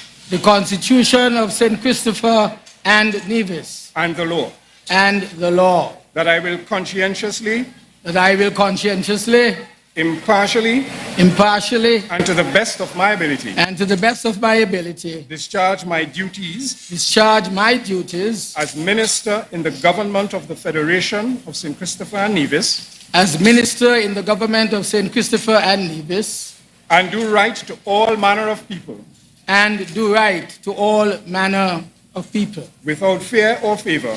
Without fear or favor. Affection or ill will. Affection or ill will. So help me God. So help me God. The oath of secrecy. I, Dr. Denzel Llewellyn Douglas. I, Dr. Denzel Llewellyn Douglas. Do swear. Do swear. That I will not on any account. That I will not on any account. At any time whatsoever. At any time whatsoever. Disclose any counsel. Disclose any counsel. Advice. Advice. Opinion or vote. Opinion or vote. Given by any minister of the cabinet. Given by any minister of the cabinet. And that I will not. And that I will not. Except with the authority of the cabinet. Except with the authority of the cabinet. And to such extent as may be required. And to such extent as may be required. For the proper conduct of the government of St. Christopher and Nevis. For the proper conduct of the government of St. Christopher and Nevis. Directly or indirectly. Directly or indirectly. Reveal the business or proceedings of the cabinet. Reveal the business or proceedings of the cabinet. Or any matter coming to my knowledge. Or any matter coming to my knowledge. As a member of the cabinet. As a member of the cabinet. So help me God. So help me God. Thank you.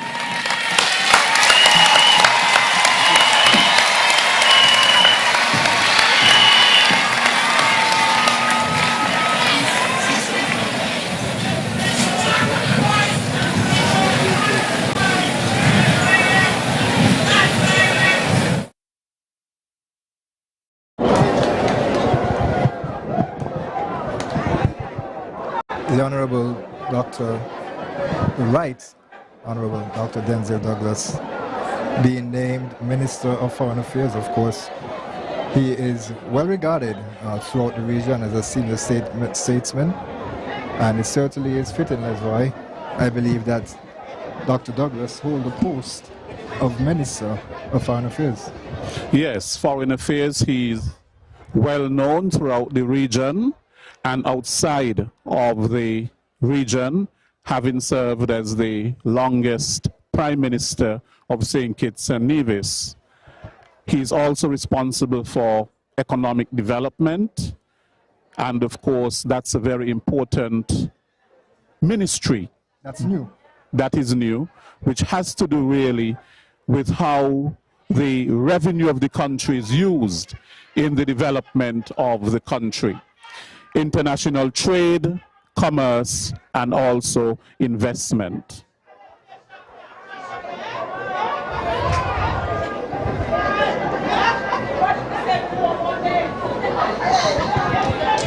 Let me use this opportunity also to just to correct a statement I made earlier in terms of Samuel Duggins being the youngest. He is the youngest member of the cabinet, as he will be sworn in shortly, but he actually is 38. My maths was bad. He was born in 1984. He actually is 38. He's younger than the nation. Younger than the nation. Yes. Mm-hmm. And also Sir Edmund Lawrence. I refer to him as Mr. I apologize, and he is Sir Edmund Lawrence, former Governor General. And Lady Lawrence. Yes, and Lady Lawrence. And Lady Lawrence. And then, of course, what we saw going before in terms of portfolio assignment, you had the Honourable the Honourable Jeffrey Hanley receiving the Ministry of Education, the Ministry of Youth, the Ministry of Social Development, Gender Affairs, Aging and Disabilities.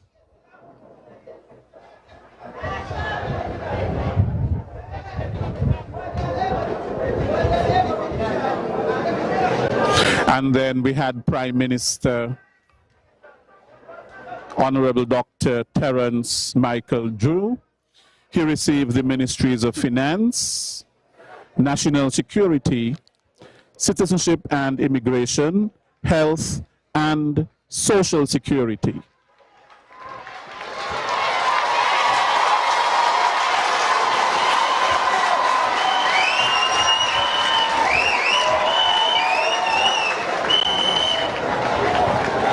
Ladies and gentlemen, the Right Honourable Dr. Denzel Douglas, Minister of Government.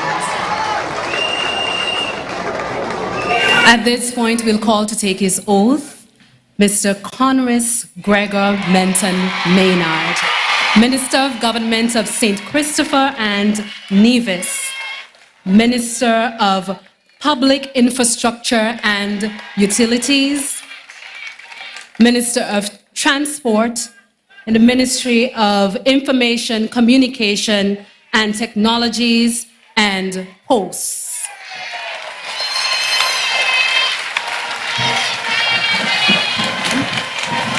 Mr. Miller. Thank you.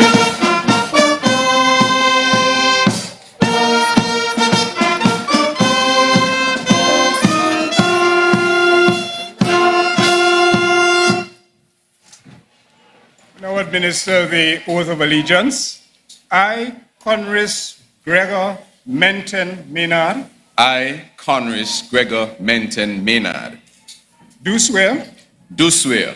That I will faithfully bear true allegiance. That I will faithfully bear true allegiance. To Her Majesty Queen Elizabeth II. To Her Majesty Queen Elizabeth II. Her heirs and successors. Her heirs and successors. According to law. According to law. So help me God. So help me God. I will administer the oath of office. I, Conris Gregor Menton Maynard. I, Conris Gregor Menton Maynard. Do swear. Do swear. That I will honor. That I will honor. Uphold and preserve. Uphold and preserve. The Constitution of St. Christopher and Nevis. The Constitution of St. Christopher and Nevis. And the law. And the law. That I will conscientiously. That I will conscientiously. Impartially. Impartially. And to the best of my ability. And to the best of my ability. Discharge my duties. Discharge my duties. As Minister in the Government of the Federation of St. Christopher and Nevis. As Minister in the Government of St. Christopher and in the Federation of St. Christopher and Nevis. And do right to all manner of people. And do right to all manner of people. Without fear or favor. Without fear or favor. Affection or ill will. Affection or ill will. So help me God. So help me God. The oath of secrecy. I, Conris Gregor Menton Maynard. I, Conris Gregor Menton Maynard. Do swear. Do swear. That I will not on any account. That I will not on any account. At any time whatsoever. At any time whatsoever. Disclose any counsel. Disclose any counsel. Advice. Advice. Opinion or vote. Opinion or vote. Given by any minister of the cabinet. Given by any minister of the cabinet. And that I will not. And that I will not. Except with the authority of the cabinet. Except with the authority of the cabinet. And to such extent as may be required. And to such extent as may be required. For the proper conduct of the government. For the proper conduct of the government. Of St. Christopher and Nevis. Of St. Christopher and Nevis. Directly or indirectly. Directly or indirectly. Reveal the business or proceedings of the cabinet. Reveal the business or proceedings of the cabinet. Or any matter coming to my knowledge. Or any matter coming to my knowledge. As a member of the cabinet. As a member of the cabinet. So help me God. So help me God. Thank you, sir.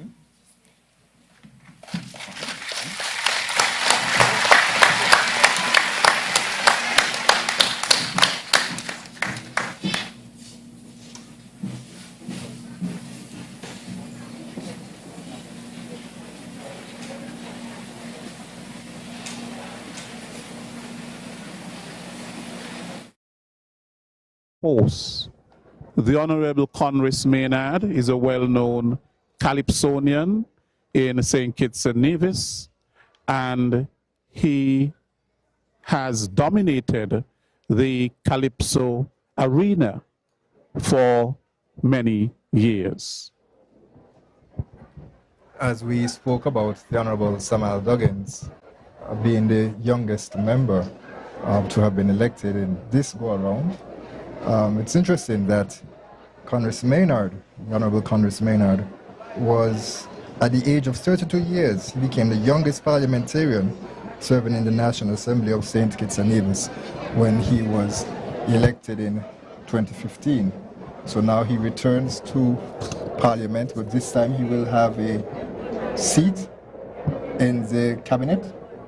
And so, you know, that is something that many persons are looking forward to as he continues to raise the development of St. Kitts and Nevis. And it's interesting, public infrastructure. He's an engineer by profession, and so it's a natural fit for him, really.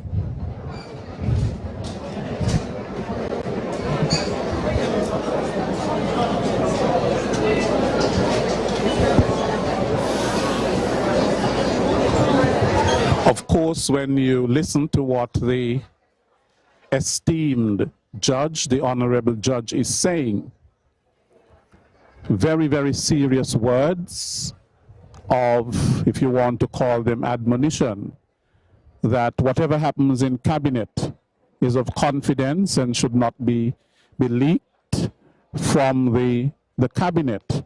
They take an oath of secrecy, and additionally, there is an oath swearing to treat all people in a favorable manner, that you would not treat others with ill will, and that the decisions that you make will be for the benefit or for the common good of all. That is extremely important. And as we speak about his prowess in the field of Calypso, it's noted here in his bio that he is a 6-peat Calypso monarch, 6 times winning the crown here in St. Kitts and Nevis. And some fun facts: his hometown is the village. He was educated, he has a BSc, a Bachelor's of Science degree in Electrical and Computer Engineering that he would have received from the University of the West Indies. He also has a Master's of Engineering.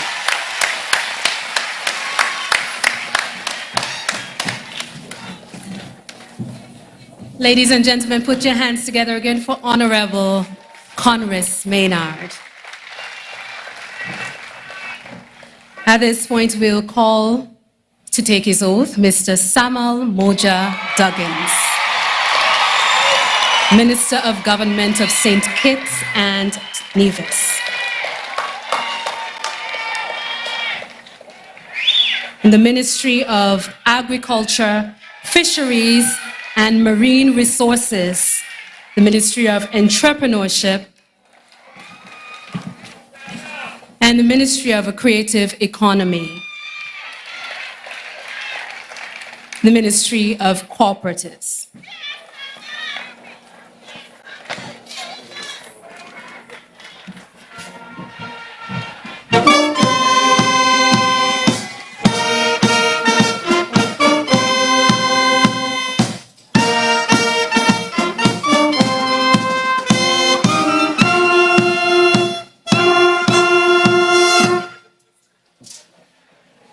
I will now administer the oath of allegiance. I, Samuel Moja Duggins. I, Samuel Moja Duggins. Do swear. Do swear. That I will faithfully bear true allegiance. That I will faithfully bear true allegiance. To Her Majesty Queen Elizabeth II. To Her Majesty Queen Elizabeth II. Her heirs and successors. Her heirs and successors. According to law. According to law. So help me God. So help me God. The oath of office. I, Samuel Moja Duggins. I, Samuel Moja Duggins. Do swear. Do swear. That I will honor. That I will honor. Uphold. Uphold. And preserve. And preserve. The Constitution of St. Christopher and Nevis. The Constitution of St. Christopher and Nevis. And the law. And the law. That I will conscientiously. That I will conscientiously. Impartially. Impartially. And to the best of my ability. And to the best of my abilities. Discharge my duties. Discharge my duties. As Minister in the Government of the Federation of St. Christopher and Nevis. As Minister in the Government of the Federation of St. Christopher and Nevis. And do right to all manner of people. and do right to all manner of people, without fear or favor, without fear or favor, affection or ill will. affection or ill will. So help me God. So help me God. The oath of secrecy. I, Samuel Moja Doggins, I, Samuel Moja Doggins, do swear that I will not on any account, at any time whatsoever, disclose any counsel, advice or opinion or vote,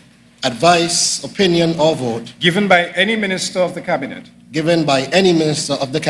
and that I will not, except with the authority of the cabinet,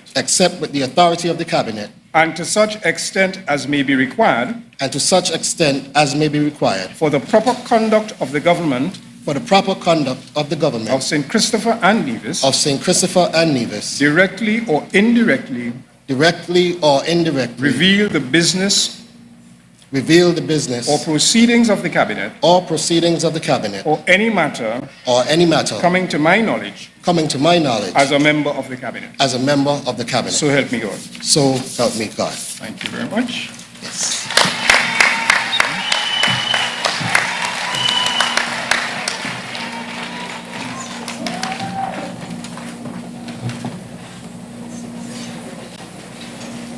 Agriculture, fisheries, marine resources, entrepreneurship, cooperatives, and the creative industry. The Honourable Doggins, of course, is a successful farmer, and Montreville Farms is well known in St. Kitts and Nevis, and that is his area. Additionally, Mr. Doggins is known for island expression. I know him a very long time when I used to be a part of Island Expression, where he allowed the creativity in people to come out through the recital of poems, and he held a number of those sessions of Island Expressions where people can come and express themselves in poetry. And so I think it is quite fitting that he has been given that ministry in terms of the creative industry. He has been involved in that a very long time.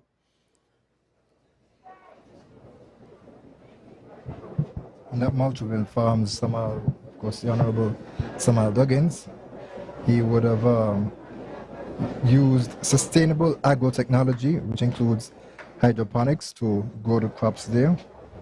And it's interesting that he was recruited by the Ministry of Agriculture to serve on its Agricultural Advisory Committee with a view to advancing the food and nutrition agenda in St. Kitts and Nevis. And in 2021, he was named the Man of the Year in the area of agriculture by the Ministry of Gender Affairs. Samuel has always been a very ambitious young man with very, very good intentions. And going into agriculture is not an easy thing. As we know, a lot of people do not want to get their hands dirty, but he has been able to create and to recreate.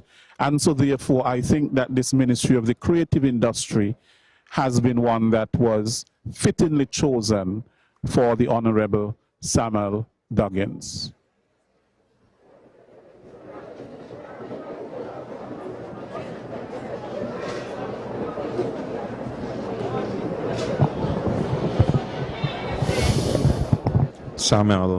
The Honourable Samuel Moja Doggins, a proud national of St. Kitts Nevis, was born on November 13, 1984, to Michelle Doggins of Trafalgar Village and Samuel Moja Francis of McKnight, and he received his primary education from the Dr. William Connor Primary School and his secondary education from the Bright Star in the West, the Birchilds High School. Ladies and gentlemen, once again, as we applaud Honourable Samuel Doggins. We'll now call forward Miss Marsha Tamika Henderson to take her oath as a Minister of Government of St. Kitts and Nevis in the ministries of tourism, civil aviation, and urban development.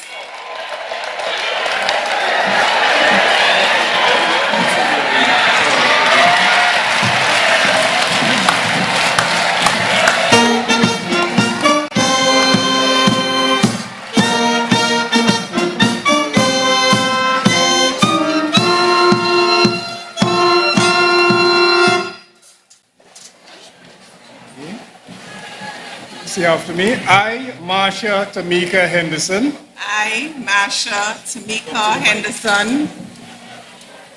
Sincerely. Truly declare and affirm.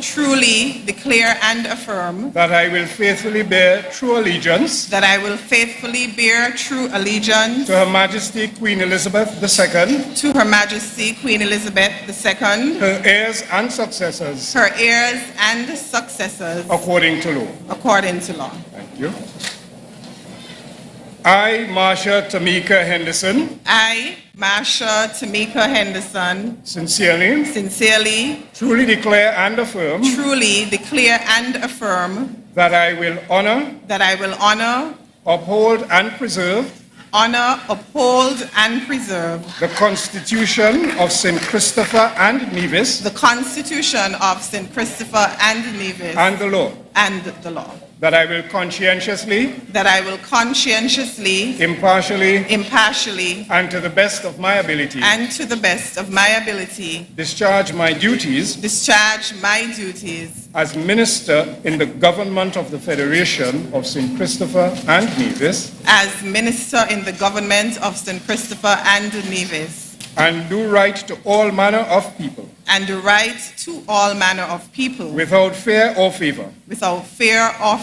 Affection or ill will. I, Marsha Tamika Henderson. Sincerely. Truly declare and affirm. That I will not on any account. At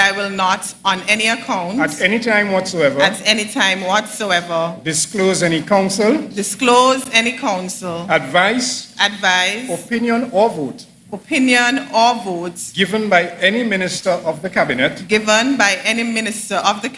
And that I will not. Except with the authority of the cabinet.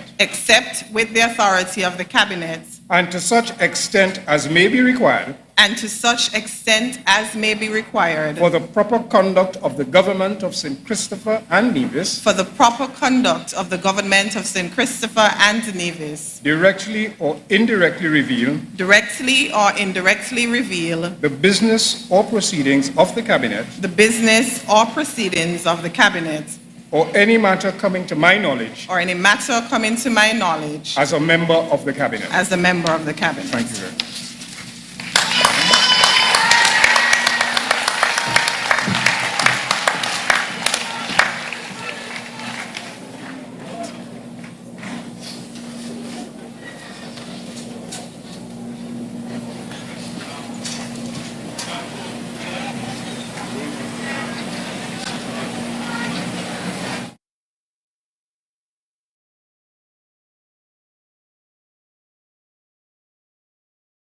Ministry, as that is the main industry of St. Kitts and Nevis. We know that over the past 2.5 years, what has happened with the COVID-19 pandemic, with the tourism industry taking the full brunt of the pandemic and so on, and how that affected the economy of St. Kitts and Nevis. It is now time of rebuilding the economy, rebuilding St. Kitts and Nevis, rebuilding the tourism industry. And so therefore, the Honourable Marsha Henderson will have a very challenging task, but nonetheless an extremely important one. Civil aviation, of course, we know that is... Yeah. We know that is also a part of the rebuilding, as that has to do with the number of flights, that come into St. Kitts and Nevis, our airlift, and all of that is a part of our tourism and urban development, the development of our urban area, that is also very, very important. So all of these three ministries are linked. And one of the things that was very prominent in the manifesto of the St. Kitts and Nevis Labour Party is that of the post-COVID reset, putting everything into context, that we are in a post-COVID world, and of course, we have to do everything to rebuild. We have to live with the fact that COVID is with us, and it has taught us many, many lessons. And of course, Minister Henderson was elected to the federal parliament, and she will be leading the debates and contributing to debates as we go forward. And she would have gained her debating skills while she was in the Clarence Fitzroy Bryant College.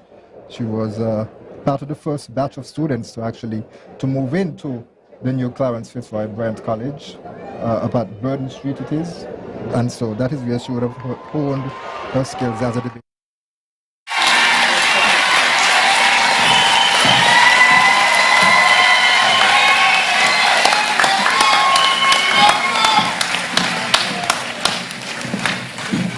Ladies and gentlemen, the Honourable Marsha Tamika Henderson.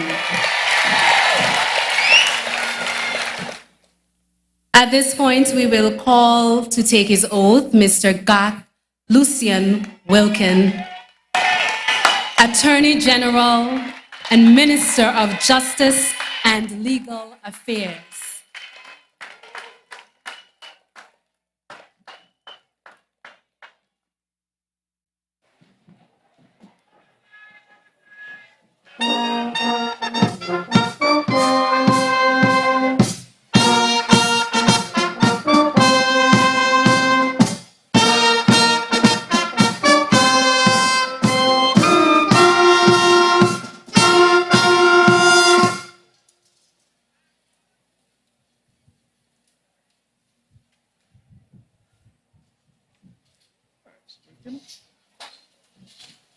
Administer the oath of allegiance. I, Garth Lucian Wilkin. I, Garth Lucian Wilkin. Do swear.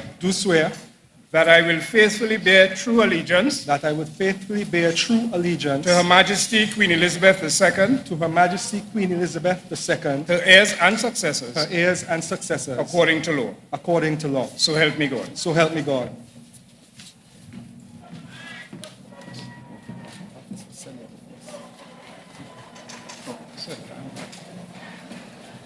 Oath of office. I, Garth Lucian Wilkin. I, Garth Lucian Wilkin. Do swear.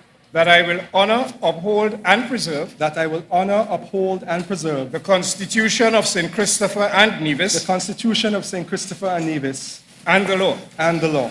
That I will conscientiously. That I will conscientiously. Impartially. Impartially. And to the best of my ability. And to the best of my abilities. Discharge my duties as Senator in the National Assembly. Discharge my duties as Senator in the National Assembly. And do right to all manner of people. And do right to all manner of people. Without fear or favor. Without fear or favor. Affection or ill will. Affection or ill will. So help me God. So help me God. Oath of secrecy. I, Garth Lucian Wilkin. I, Garth Lucian Wilkin. Do swear.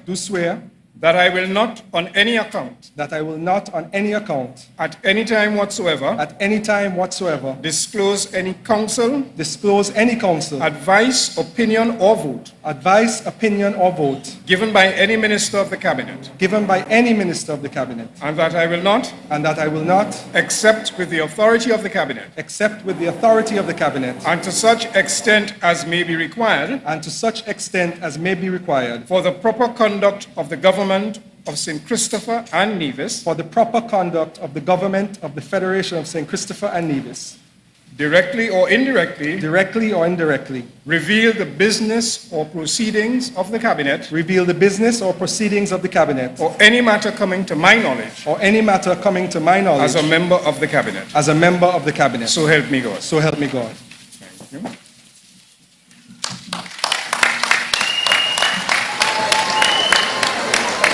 The Honourable Garth Wilkin, the successor of the Honourable Vincent Byron Jr., who was the Attorney General in the last administration. The Honourable Garth Wilkin will hold the portfolios of Attorney General, Minister of Justice, and Legal Affairs. He is the son of a well-known lawyer here in the Federation, Charles Wilkin, Queen's Counsel, QC, and he's also a partner in the law firm of Kelsick, Wilkin, and Ferdinand.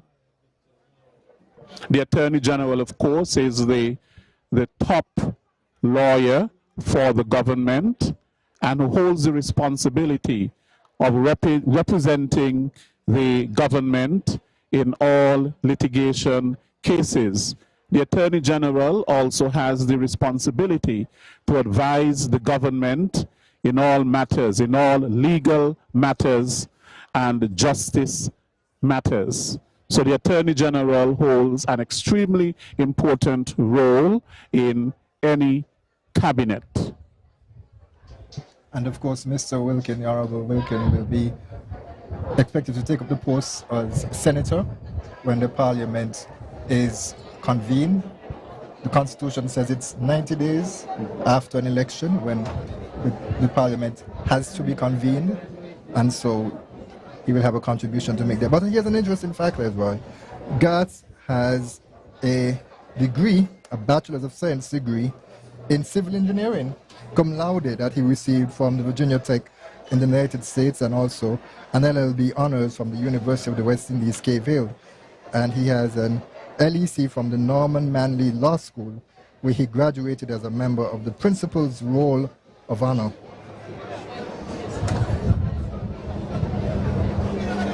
During his first 3 years of practice in St. Kitts and Nevis, he was acting as the Crown Counsel prosecutor in the High Courts of St. Kitts, Nevis, and Anguilla, according to his profile here. Important to note also is that the Honourable Garth Wilkin was the president of the Bar Association, and so he would have had to recently resign in order to take up this post as Attorney General and Minister of Justice and Legal Affairs.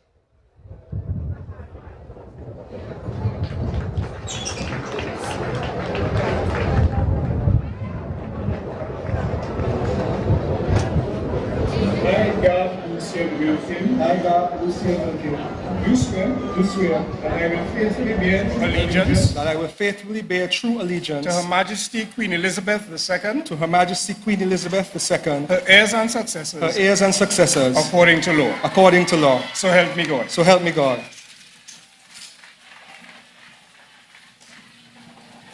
The oath of office as Attorney General. I, Garth Lucien Wilkin. I, Garth Lucien Wilkin. Do swear. Do swear. That I will honor, uphold, and preserve. That I will honor, uphold, and preserve. The Constitution of St. Christopher and Nevis. The Constitution of St. Christopher and Nevis. And the law. And the law. That I will conscientiously. That I will conscientiously. Impartially. Impartially. And to the best of my ability. And to the best of my ability. Discharge my duties as Attorney General. Discharge my duties as Attorney General. In the government of the Federation of St. Christopher and Nevis. In the government of the Federation of St. Christopher and Nevis. And do right to all manner of people. And do right to all manner of people. Without fear or favor. Without fear or favor. Affection or ill will. Affection or ill will. So help me God. So help me God.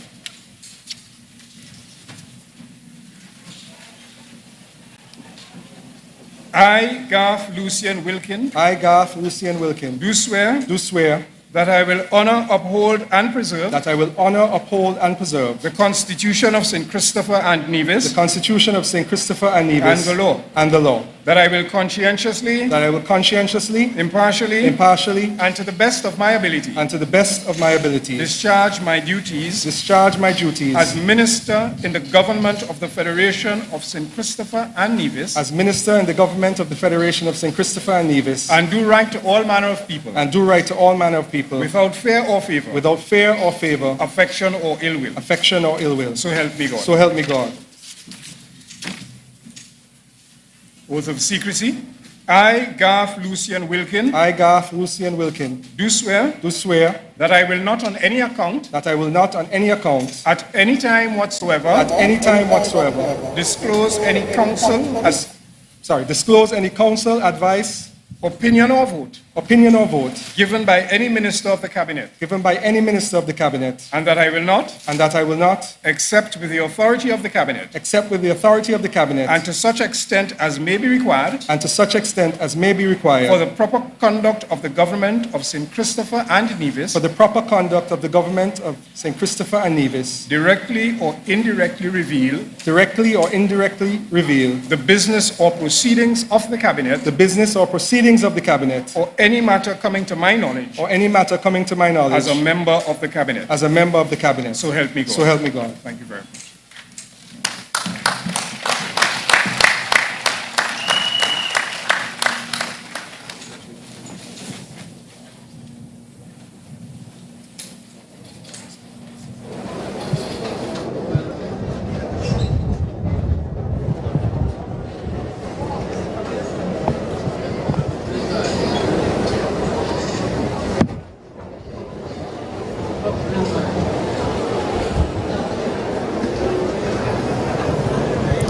Of course, the position of Attorney General, Justice and Legal Affairs, it means that the Attorney General will have responsibilities, of course, for the court, the Magistrates' Court, the High Court. He will be responsible, of course, for all matters legal that have to do with the government, the rule of law, the public administration of the law. And so anybody who sues the government, it is the Attorney General, of course, who comes into play here. His role of defending the government.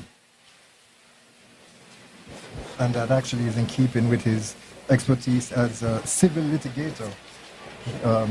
His area of expertise include general commercial litigation, banking, insurance, construction litigation and arbitration, injunctive relief litigation, employment law and environmental law. Well versed.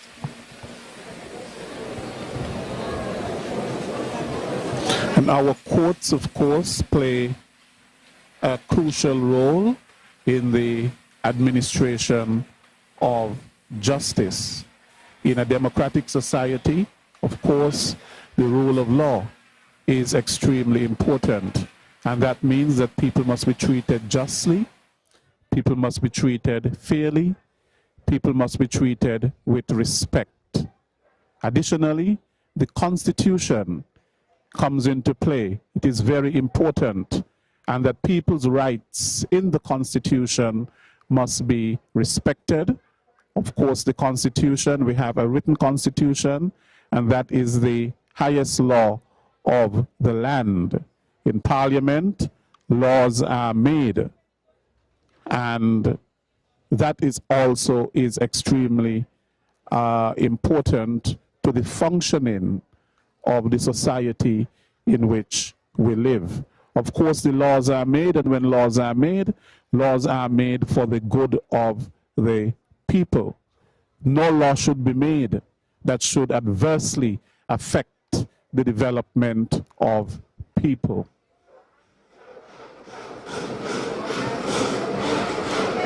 And of course, you know, with government, we have the three branches.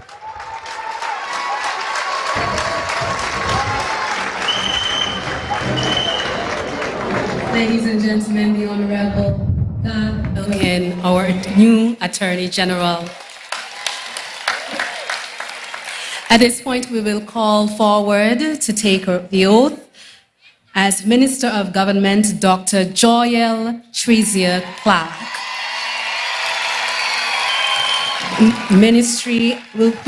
Who will be given the responsibility for the ministries of Sustainable Development, Environment and Climate Action, and Constituency Empowerment.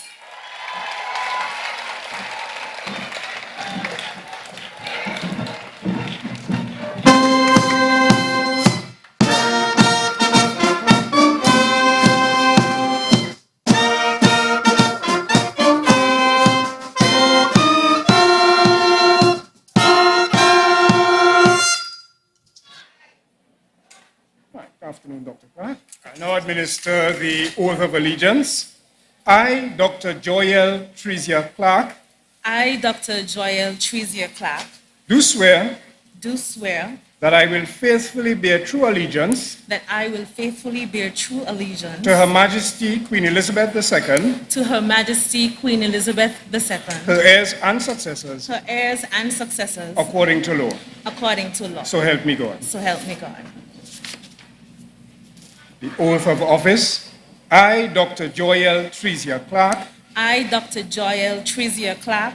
Do swear. Do swear. That I will honor, uphold, and preserve. That I will honor, uphold, and preserve. The Constitution of St. Christopher and Nevis. The Constitution of St. Christopher and Nevis. And the law. And the law. That I will conscientiously. That I will conscientiously. Impartially. Impartially. And to the best of my ability. And to the best of my abilities. Discharge my duties. Discharge my duties. As Senator in the National Assembly. As Senator in the National Assembly. And do right to all manner of people. And do right to all manner of people. Without fear or favor. Without fear or favor. Affection or ill will. Affection or ill will. So help me God. So help me God. Thank you very much.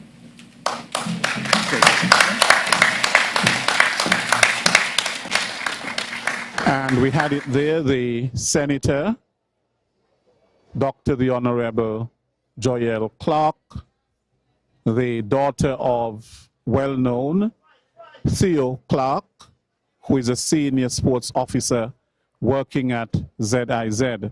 He's a well-known sports commentator and hosts a sports show. Now, Dr. Clark, I am advised, has a doctorate in geography and is a teacher or was a teacher at the Keyon High School. So therefore, it is not surprising that she would have such ministries as sustainable development, climate action, and the environment. She also has the portfolio of constituency empowerment. And the University of the West Indies at Mona, Jamaica is particularly proud of Dr. Clark. They would have issued an article some time ago that mentioned that she obtained her PhD in geography in 2013 from the Department of Geography and Geology. And she was sworn in as a senator, of course, in St. Kitts and Nevis in 2015. Now, Dr. Clark is known in the region and in her home country as a strong stalwart, youth activist, and environmental advocate. And according to the article also posted here, it mentioned that her... The oath of allegiance. I, Dr. Joyel Trezier Clark. I, Dr. Joyel Trezier Clark. Do swear. Do swear. That I will faithfully bear true allegiance. That I will faithfully bear true allegiance. To Her Majesty Queen Elizabeth II. To Her Majesty Queen Elizabeth II. Her heirs and successors. Her heirs and successors. According to law. According to law. So help me God. So help me God. I'll administer the oath of office as a minister. I, Dr. Joyel Trezier Clark. I, Dr. Joyel Trezier Clark. Do swear. Do swear. That I will honor, uphold, and preserve. That I will honor, uphold, and preserve. The Constitution of St. Christopher and Nevis. The Constitution of St. Christopher and Nevis. And the law. And the law. that I will conscientiously, impartially, and to the best of my ability, discharge my duties as minister in the government of the Federation of St. Christopher and Nevis, as minister in the government of the Federation of St. Christopher and Nevis, and do right to all manner of people, without fear or favor, affection or ill will. So help me God. So help me God. The oath of secrecy. I, Dr. Joyelle Trezier Clark, I, Dr. Joyelle Trezier Clark, do swear that I will not on any account, at any time whatsoever, disclose any counsel, advice, opinion or vote given by any minister of the cabinet, and that I will not accept with the authority of the cabinet, and to such extent as may be required, for the proper conduct of the government of St. Christopher and Nevis,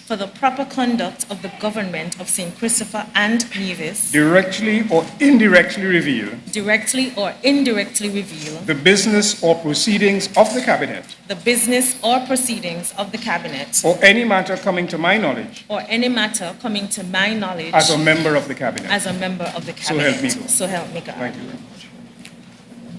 This one.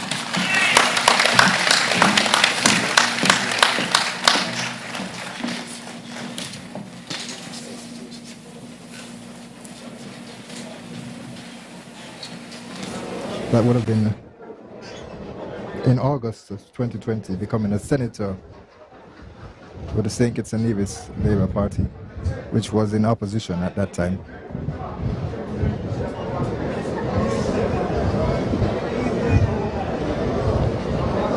And you are watching and viewing the swearing-in ceremony of the new St. Kitts Nevis Labour Party cabinet here at Warner Park in St. Kitts, being shown across the region, locally on ZIZ TV, also on Flow TV, and it's also broadcast on ZIZ Radio. Up next on the program, we should be having, or part of the program, following the swearing-in, we should be having an address by the 4th Prime Minister, Dr. Terrance Drew. And we've got some fine weather here right now. It was a bit overcast earlier, but as the evening winds down, it's getting a little cooler at this time.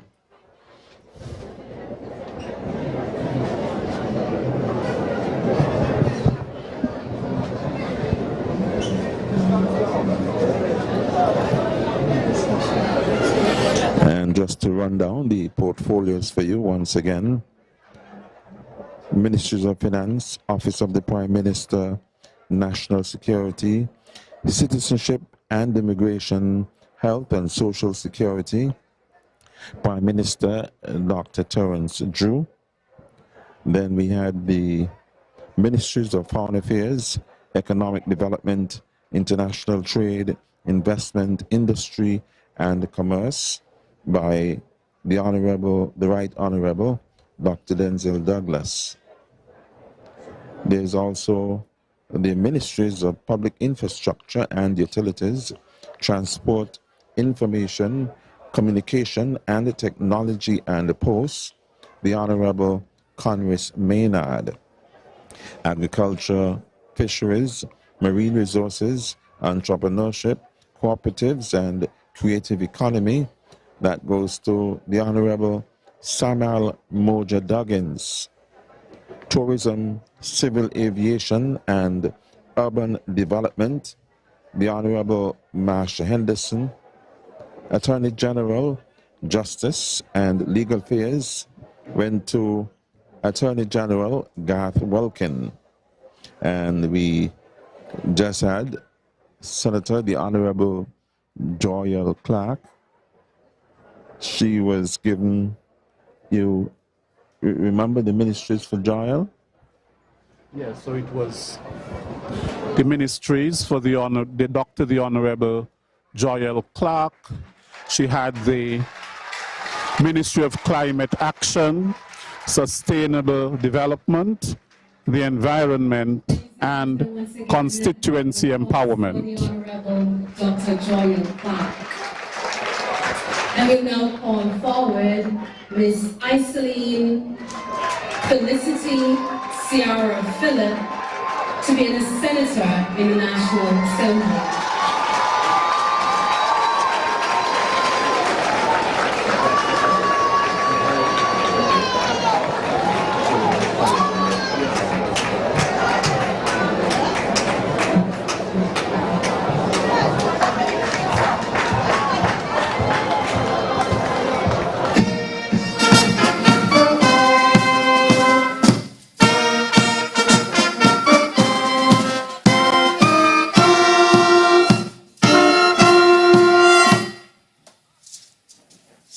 I'll administer the oath of allegiance.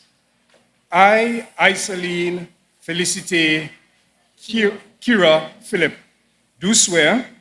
I, Iseline Felicity Kira Phillip, do swear. That I will faithfully bear true allegiance. That I will faithfully bear true allegiance. To Her Majesty Queen Elizabeth II. To Her Majesty Queen Elizabeth II. Her heirs and successors. Her heirs and successors. According to law. According to law. So help me God. So help me God. The oath of office. I, Iseline Felicity Kira Phillip. I, Iseline Felicity Kira Phillip. Do swear. Do swear. That I will honor, uphold, and preserve. That I will honor, uphold, and preserve. The Constitution of St. Christopher and Nevis. The Constitution of St. Christopher and Nevis. And the law.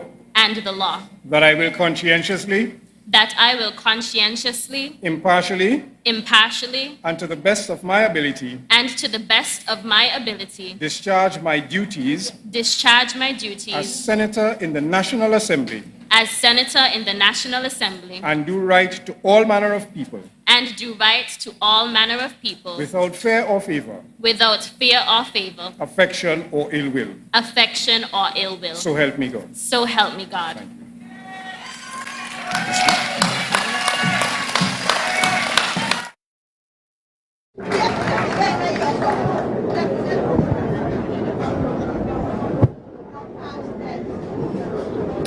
That's why the Prime Minister did promise that there would be youth representation within the decision-making bodies of government, and certainly here is another young lady who is prepared to make her mark and to contribute to St. Kitts and Nevis on the national development level.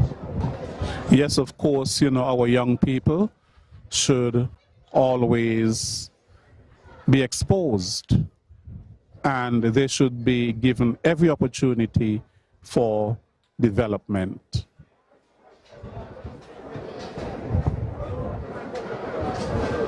You recently would have engaged with her on the... Yes, I engaged with her on the panel on election night, and I must say she's quite bright and very insightful with the comments that she made.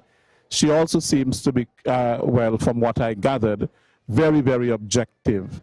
And that is necessary. We need people who are objective. And one of the things that I also recognized while she served on that panel as well was the calm demeanor that she displayed as she discussed the issues. And there was a bit of a back and forth between the panel, you know, discussing the issues of the night. But she seemed to be very calm and level-headed as she presented her points. Yes, Ian, that's a very correct assessment.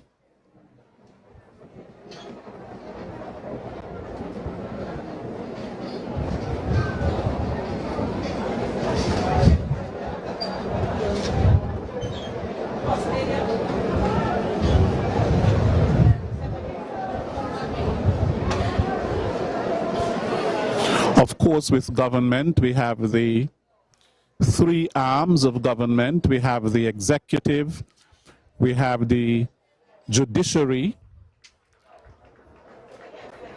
the executive, the judiciary, and the legislature.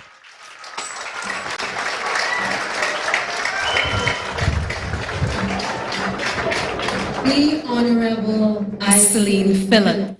Let's give another rousing round of applause for our members of cabinet in the government of St. Christopher and Nevis. And at this point, we will call our Prime Minister, the Honourable Dr. Terrance Drew, to give his address.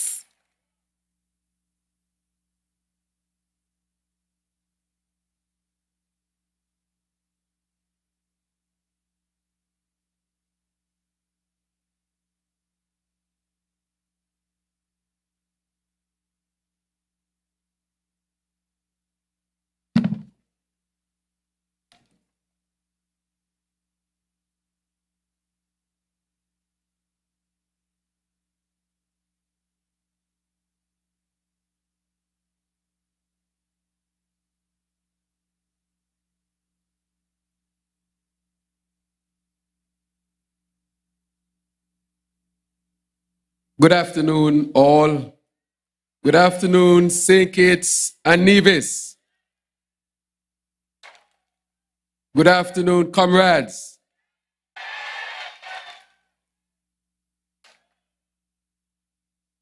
Your Excellency, Sir Tapley Seaton, Governor General of the Federation of St. Kitts and Nevis. Your Lordship, the Honourable Justice Trevor M. Ward, QC. Let me recognize one who has become my friend in recent days, the newly elected Prime Minister of St. Lucia, the Honourable Philip J. Pierre. Thank you for coming, sir. Dr. the Most Honourable Jerome Xavier Walcott, Minister of Foreign Affairs and Foreign Trade and Senior Minister Coordinating Social and Environmental Policy of Barbados. Great to have you. Give my greetings to your Prime Minister. The Right Honourable Dr. Denzel Douglas, former Prime Minister and elected representative for constituency number 6. The Honourable Dr. Michael Brown of Antigua and Barbuda. Dr. Brown and I started our journey together. Welcome. The Honourable Dr. Jeffrey Hanley, elected representative of constituency number 1, and Mrs. Hanley. Now the Honourable Miss Marsha Henderson, elected representative of constituency number 2. Now the Honourable Conris Maynard, elected representative for St. Christopher 3 and Mrs. Maynard. Now the Honourable Mr. Samuel Doggins, elected representative for constituency number 4 and Mrs. Doggins. Let me recognize now the Honourable Joel Clark, the Honourable Gart Wilkin, and the Honourable Iselin Phillip. Put your hands together for them. Mrs. Josephine Huggins, Cabinet Secretary. The Honourable Farrell Smitten, President of the Nevis Island Assembly.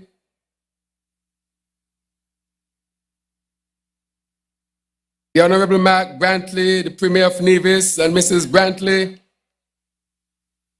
Other honourable members of the Nevis Island Assembly and their spouses.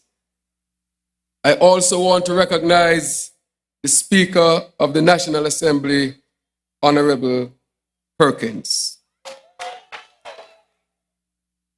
Your Excellency, Sir Edmund Lawrence, former Governor General of St. Kitts and Nevis, and Lady Lawrence,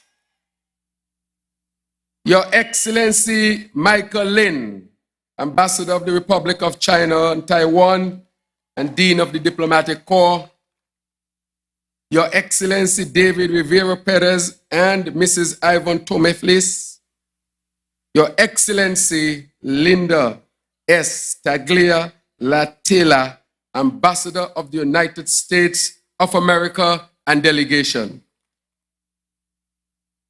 Mr. Marco Antonio Guzman Adrian, Charge d'Affaires à Rojo de la Bolivariana, República de Venezuela, y su esposa, Dr. Didacus Jules, Director General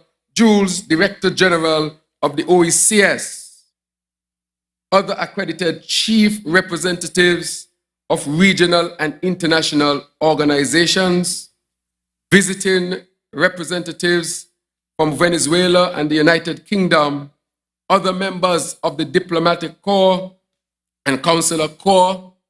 Let me also recognize the Venerable Isaiah Philip, Archdeacon, members of the Christian Council and Evangelical Association, other members of clergy, permanent secretaries, and other senior government officials.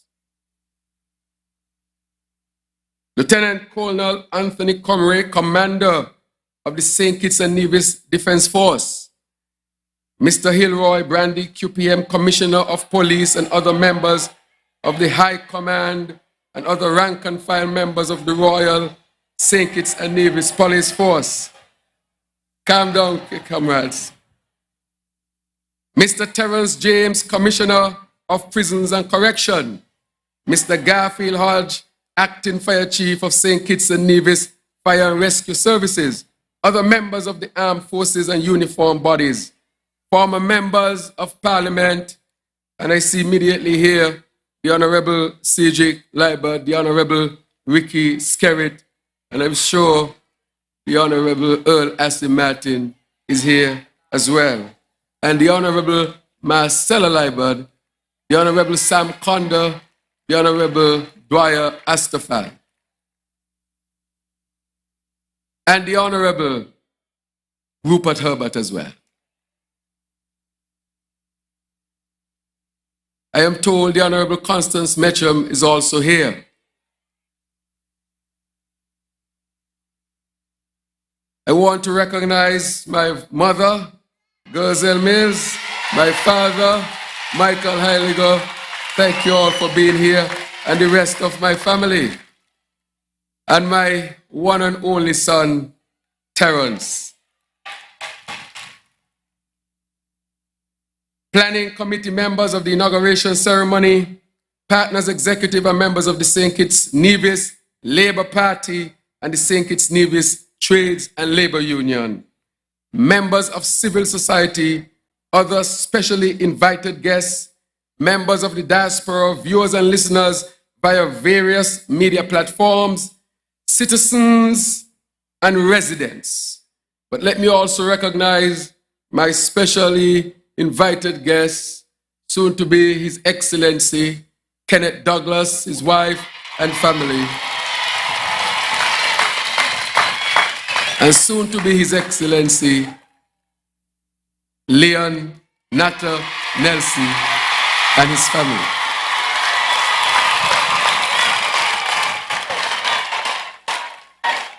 Members of the media, citizens of St. Kitts and Nevis,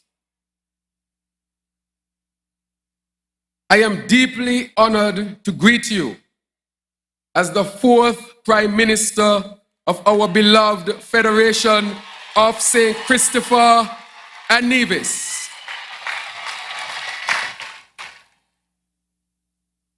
I thank all of you sincerely for your presence here today. What a wonderful sight it is to see such a massive, beautiful sea of humanity and love, showing tremendous support for me and my cabinet. Thank you.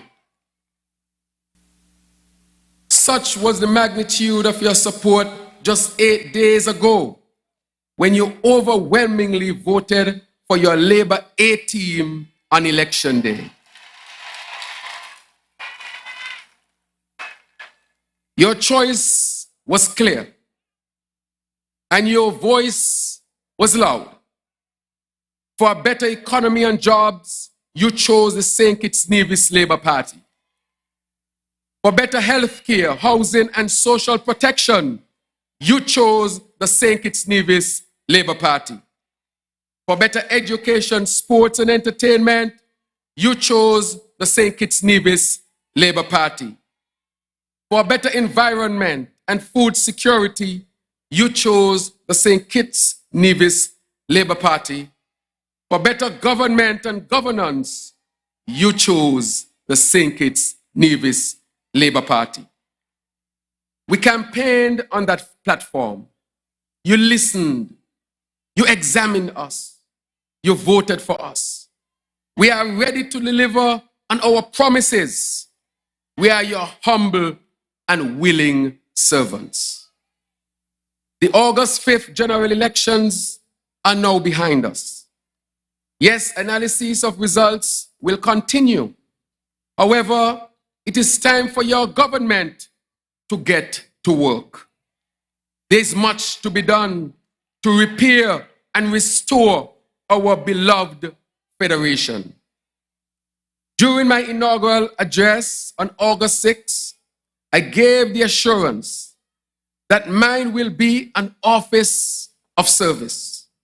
The same ethos will apply to the newly sworn-in cabinet. Believe me when I tell you that the cabinet selection process was done carefully and systematically. Governance is serious business. Your government must be responsive, effective, and efficient because that is what you voted for. Fellow citizens and residents, you entrusted me with the leadership of the government. I, in turn, have confidence in my team.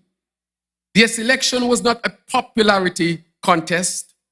Rather, I have to ensure that each ministry and each statutory corporation has ministers who are competent, empathetic, respectful, compassionate, accountable, and energetic. I believe we have such ministers. Give them tremendous applause once again.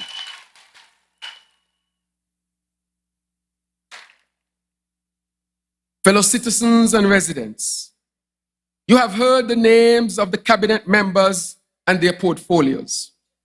I am grateful to them for accepting the portfolios that I would have assigned. They have accepted the call to service. Before God and you, the people, they have taken their oaths. It is now time to get to work to deliver results according to the agreed performance objectives and timelines.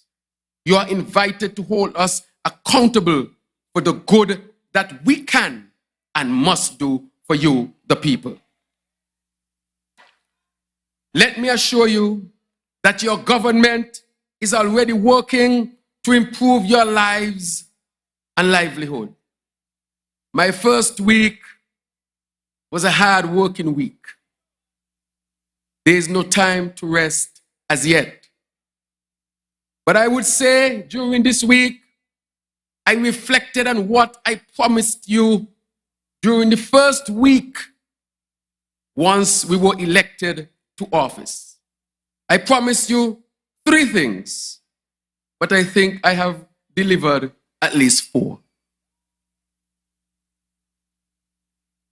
For many months, well before the election campaign began, I challenged the former government continuously to end the travel restrictions placed on our people that no longer had any scientific or medical merit. It was clear these restrictions were being used to oppress and suppress the will of you, the people. Why should citizens of this country have to seek permission to enter the land of their birth? That was wrong. That is wrong. Therefore, I have instructed that forthwith all COVID-19 related health and travel restrictions be removed. Our country is open for business. Let's get on with the business of building this nation. On the campaign trail, I have often spoke of the hardships faced by parents who had children who were in dire need of advanced medical care that is not available here in St. Kitts and Nevis. Often these parents had to have multiple takeaway dinners, barbecues, seek help through social media campaigns, and take sponsorships around just to try to raise the much needed funds to take their sick child or children overseas. My heart aches, our heart aches for those parents who have lost their little ones, especially those who have recently passed away, and 2 of them have recently passed away. As a father and a medical doctor, and many of us here are parents, and one other medical doctor among us, we cannot bear to see parents and children suffer in this manner.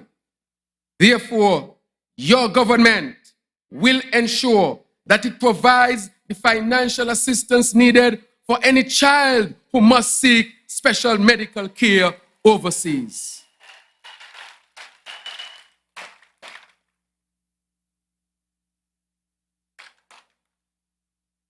It is clear, number 3, it is clear that healthcare in St. Kitts and Nevis needs a major overhaul. As your Minister of Health, I endeavor to ensure that healthcare is vastly improved for all of us, from patient care to nursing, from increasing supplies of prescription medication to more advanced equipment, from better wages for our healthcare workers to improved healthcare facilities. You deserve better, and your Labour-led government will provide better. Therefore, I have instructed that a brand new MRI machine be procured forthwith and our JNF hospital and be installed at the hospital within the coming weeks. You will no longer have to go to a biomedical center if that is your choice. I promised you those 3 things, but I'm going to go on to the 4th. My brothers and sisters, we also heard the cries of students whose parents could not afford to pay the cost for them to attend our Clarence Fitzroy Bryant College. These hardships were primarily caused by the removal of funding and training programs like REACH, which was initiated by the St. Kitts Nevis Labour Party administration back in 2014, but was discontinued by the former government. The education of our children is simply too valuable to be wasted. Or under your new Minister of Education, your new Minister of Education, the Honourable Dr. Jeffrey Hanley, and the Deputy Prime Minister of St. Kitts and Nevis. We will invest more resources in our educational and training institution so they can lead the charge in equipping our young students for the 21st century opportunities. Therefore, your Labour-led government will immediately provide free tuition for all students of the Clarence Fitzroy Bryant College going forward. And those who have paid, you will be refunded.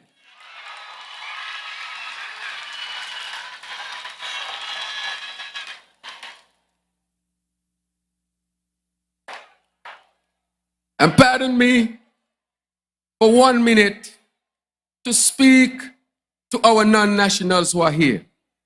I will say it in English and a little bit of it in Spanish. I want to say to those who are here living among us, paying social security and social levy, that your children too will be able to go to college.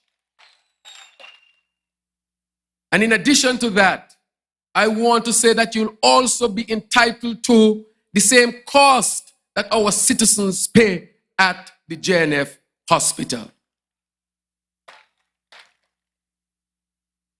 It is unfair that they pay social levy, which is responsible for all these services and programs, and not offer it to them.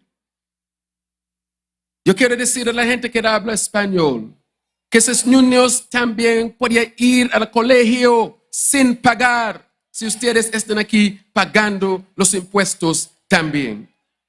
Y para la gente que va al hospital JNF, que pagan la seguridad social, que tú también vas a poder pagar el mismo precio como nosotros, los ciudadanos aquí en St. Kitts y Nevis. Put your hands together for them as well.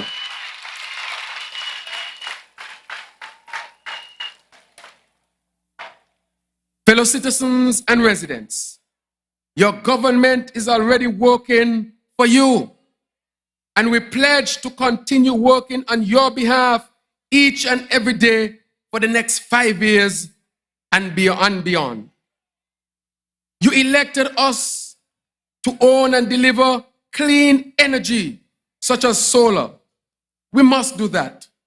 In the meantime, I am already engaged in meaningful talks to reduce the price of fuel as low as possible. The cost of fuel is too high. What about our economy and jobs? Ours is a services-based economy. The pandemic dealt us a heavy blow. We were able to keep going because of receipts from our CBI program. However, St. Kitts and Nevis cannot and must not put all of its eggs in the CBI basket and the tourism basket. Therefore, your government will work to restore the reputation of the CBI program. That is a top priority. Our team will seek to strengthen the tourism and hospitality sector to make it more resilient to external shocks. There will be meaningful investment in food production and small business creation. Serious farmers, fishers, and other entrepreneurs will be supported to the extent that is possible. During the election campaign, we saw firsthand how creative and innovative our young people are in the visual and performing arts. We saw the intelligent use of computer graphics and drone technology. Therefore, we give the assurance that the creative and ICT sectors are top priorities for your government.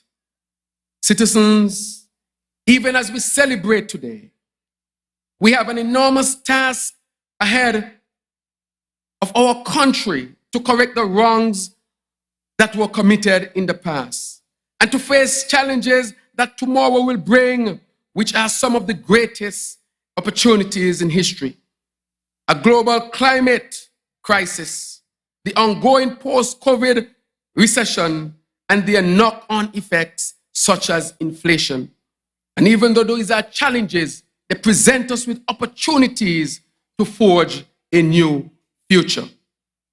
Even as we gather in this stadium, we know that all across the nation, there are single mothers who will lie awake after their children fall asleep tonight, wondering how they will continue to make ends meet. The taxi drivers, former factory workers, hospitality service providers, and many of our young people who have been unemployed for a long time. There are small and large businesses that are struggling under the weight of high energy bills and supply shortages.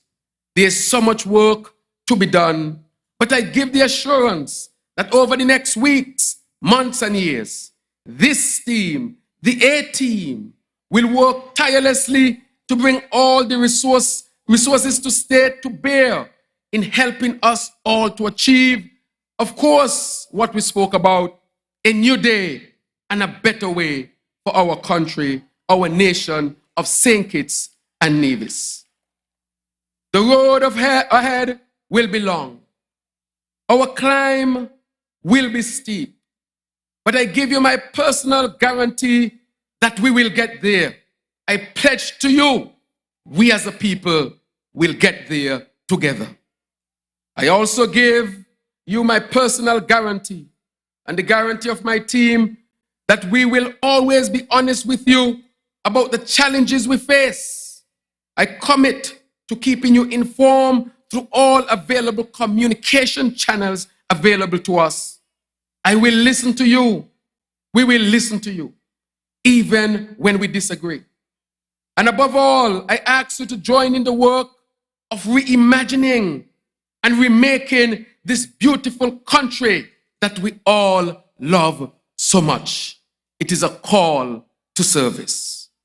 So today, I am asking us all to dig deep within ourselves and to summon a spirit of renewed patriotism, service, and collective responsibility to resolve to work hard and to look out not just for ourselves, but to look out for each other. If the COVID-19 pandemic taught us anything, it taught us that we need each other. We rise or fall as one nation, as one people.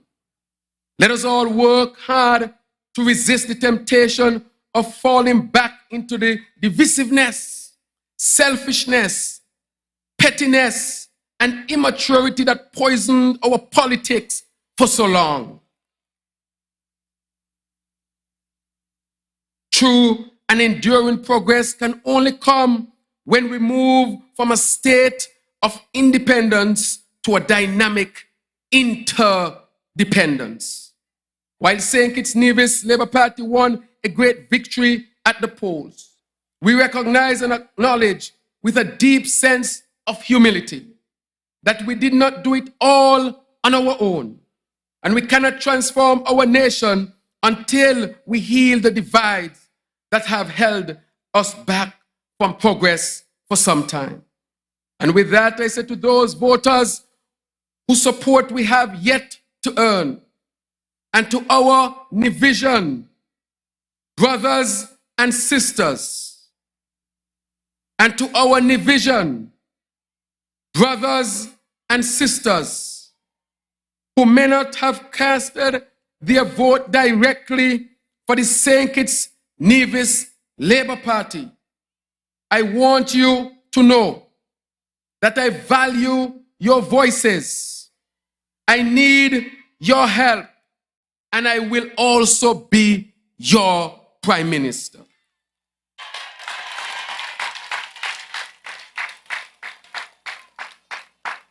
Fellow citizens and residents, I therefore sincerely thank you for your support and your presence here today. This large crowd is a demonstration of the mandate that you have given us. Put your hands together for yourself. I ask you to keep this cabinet in your prayers, because as our national anthem says, with God in all of our struggles, and with all of us working together, and with all of us working together in St. Kitts and in Nevis, we shall not only survive, we shall thrive as a nation. We have a country to build.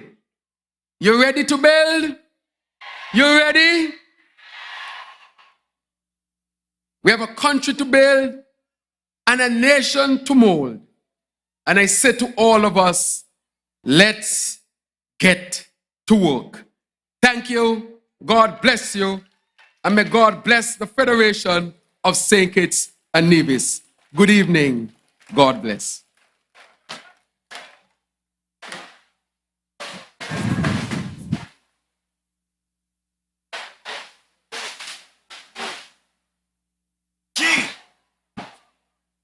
Showers of blessings. Thank you to the Honourable Dr. Terrance Drew.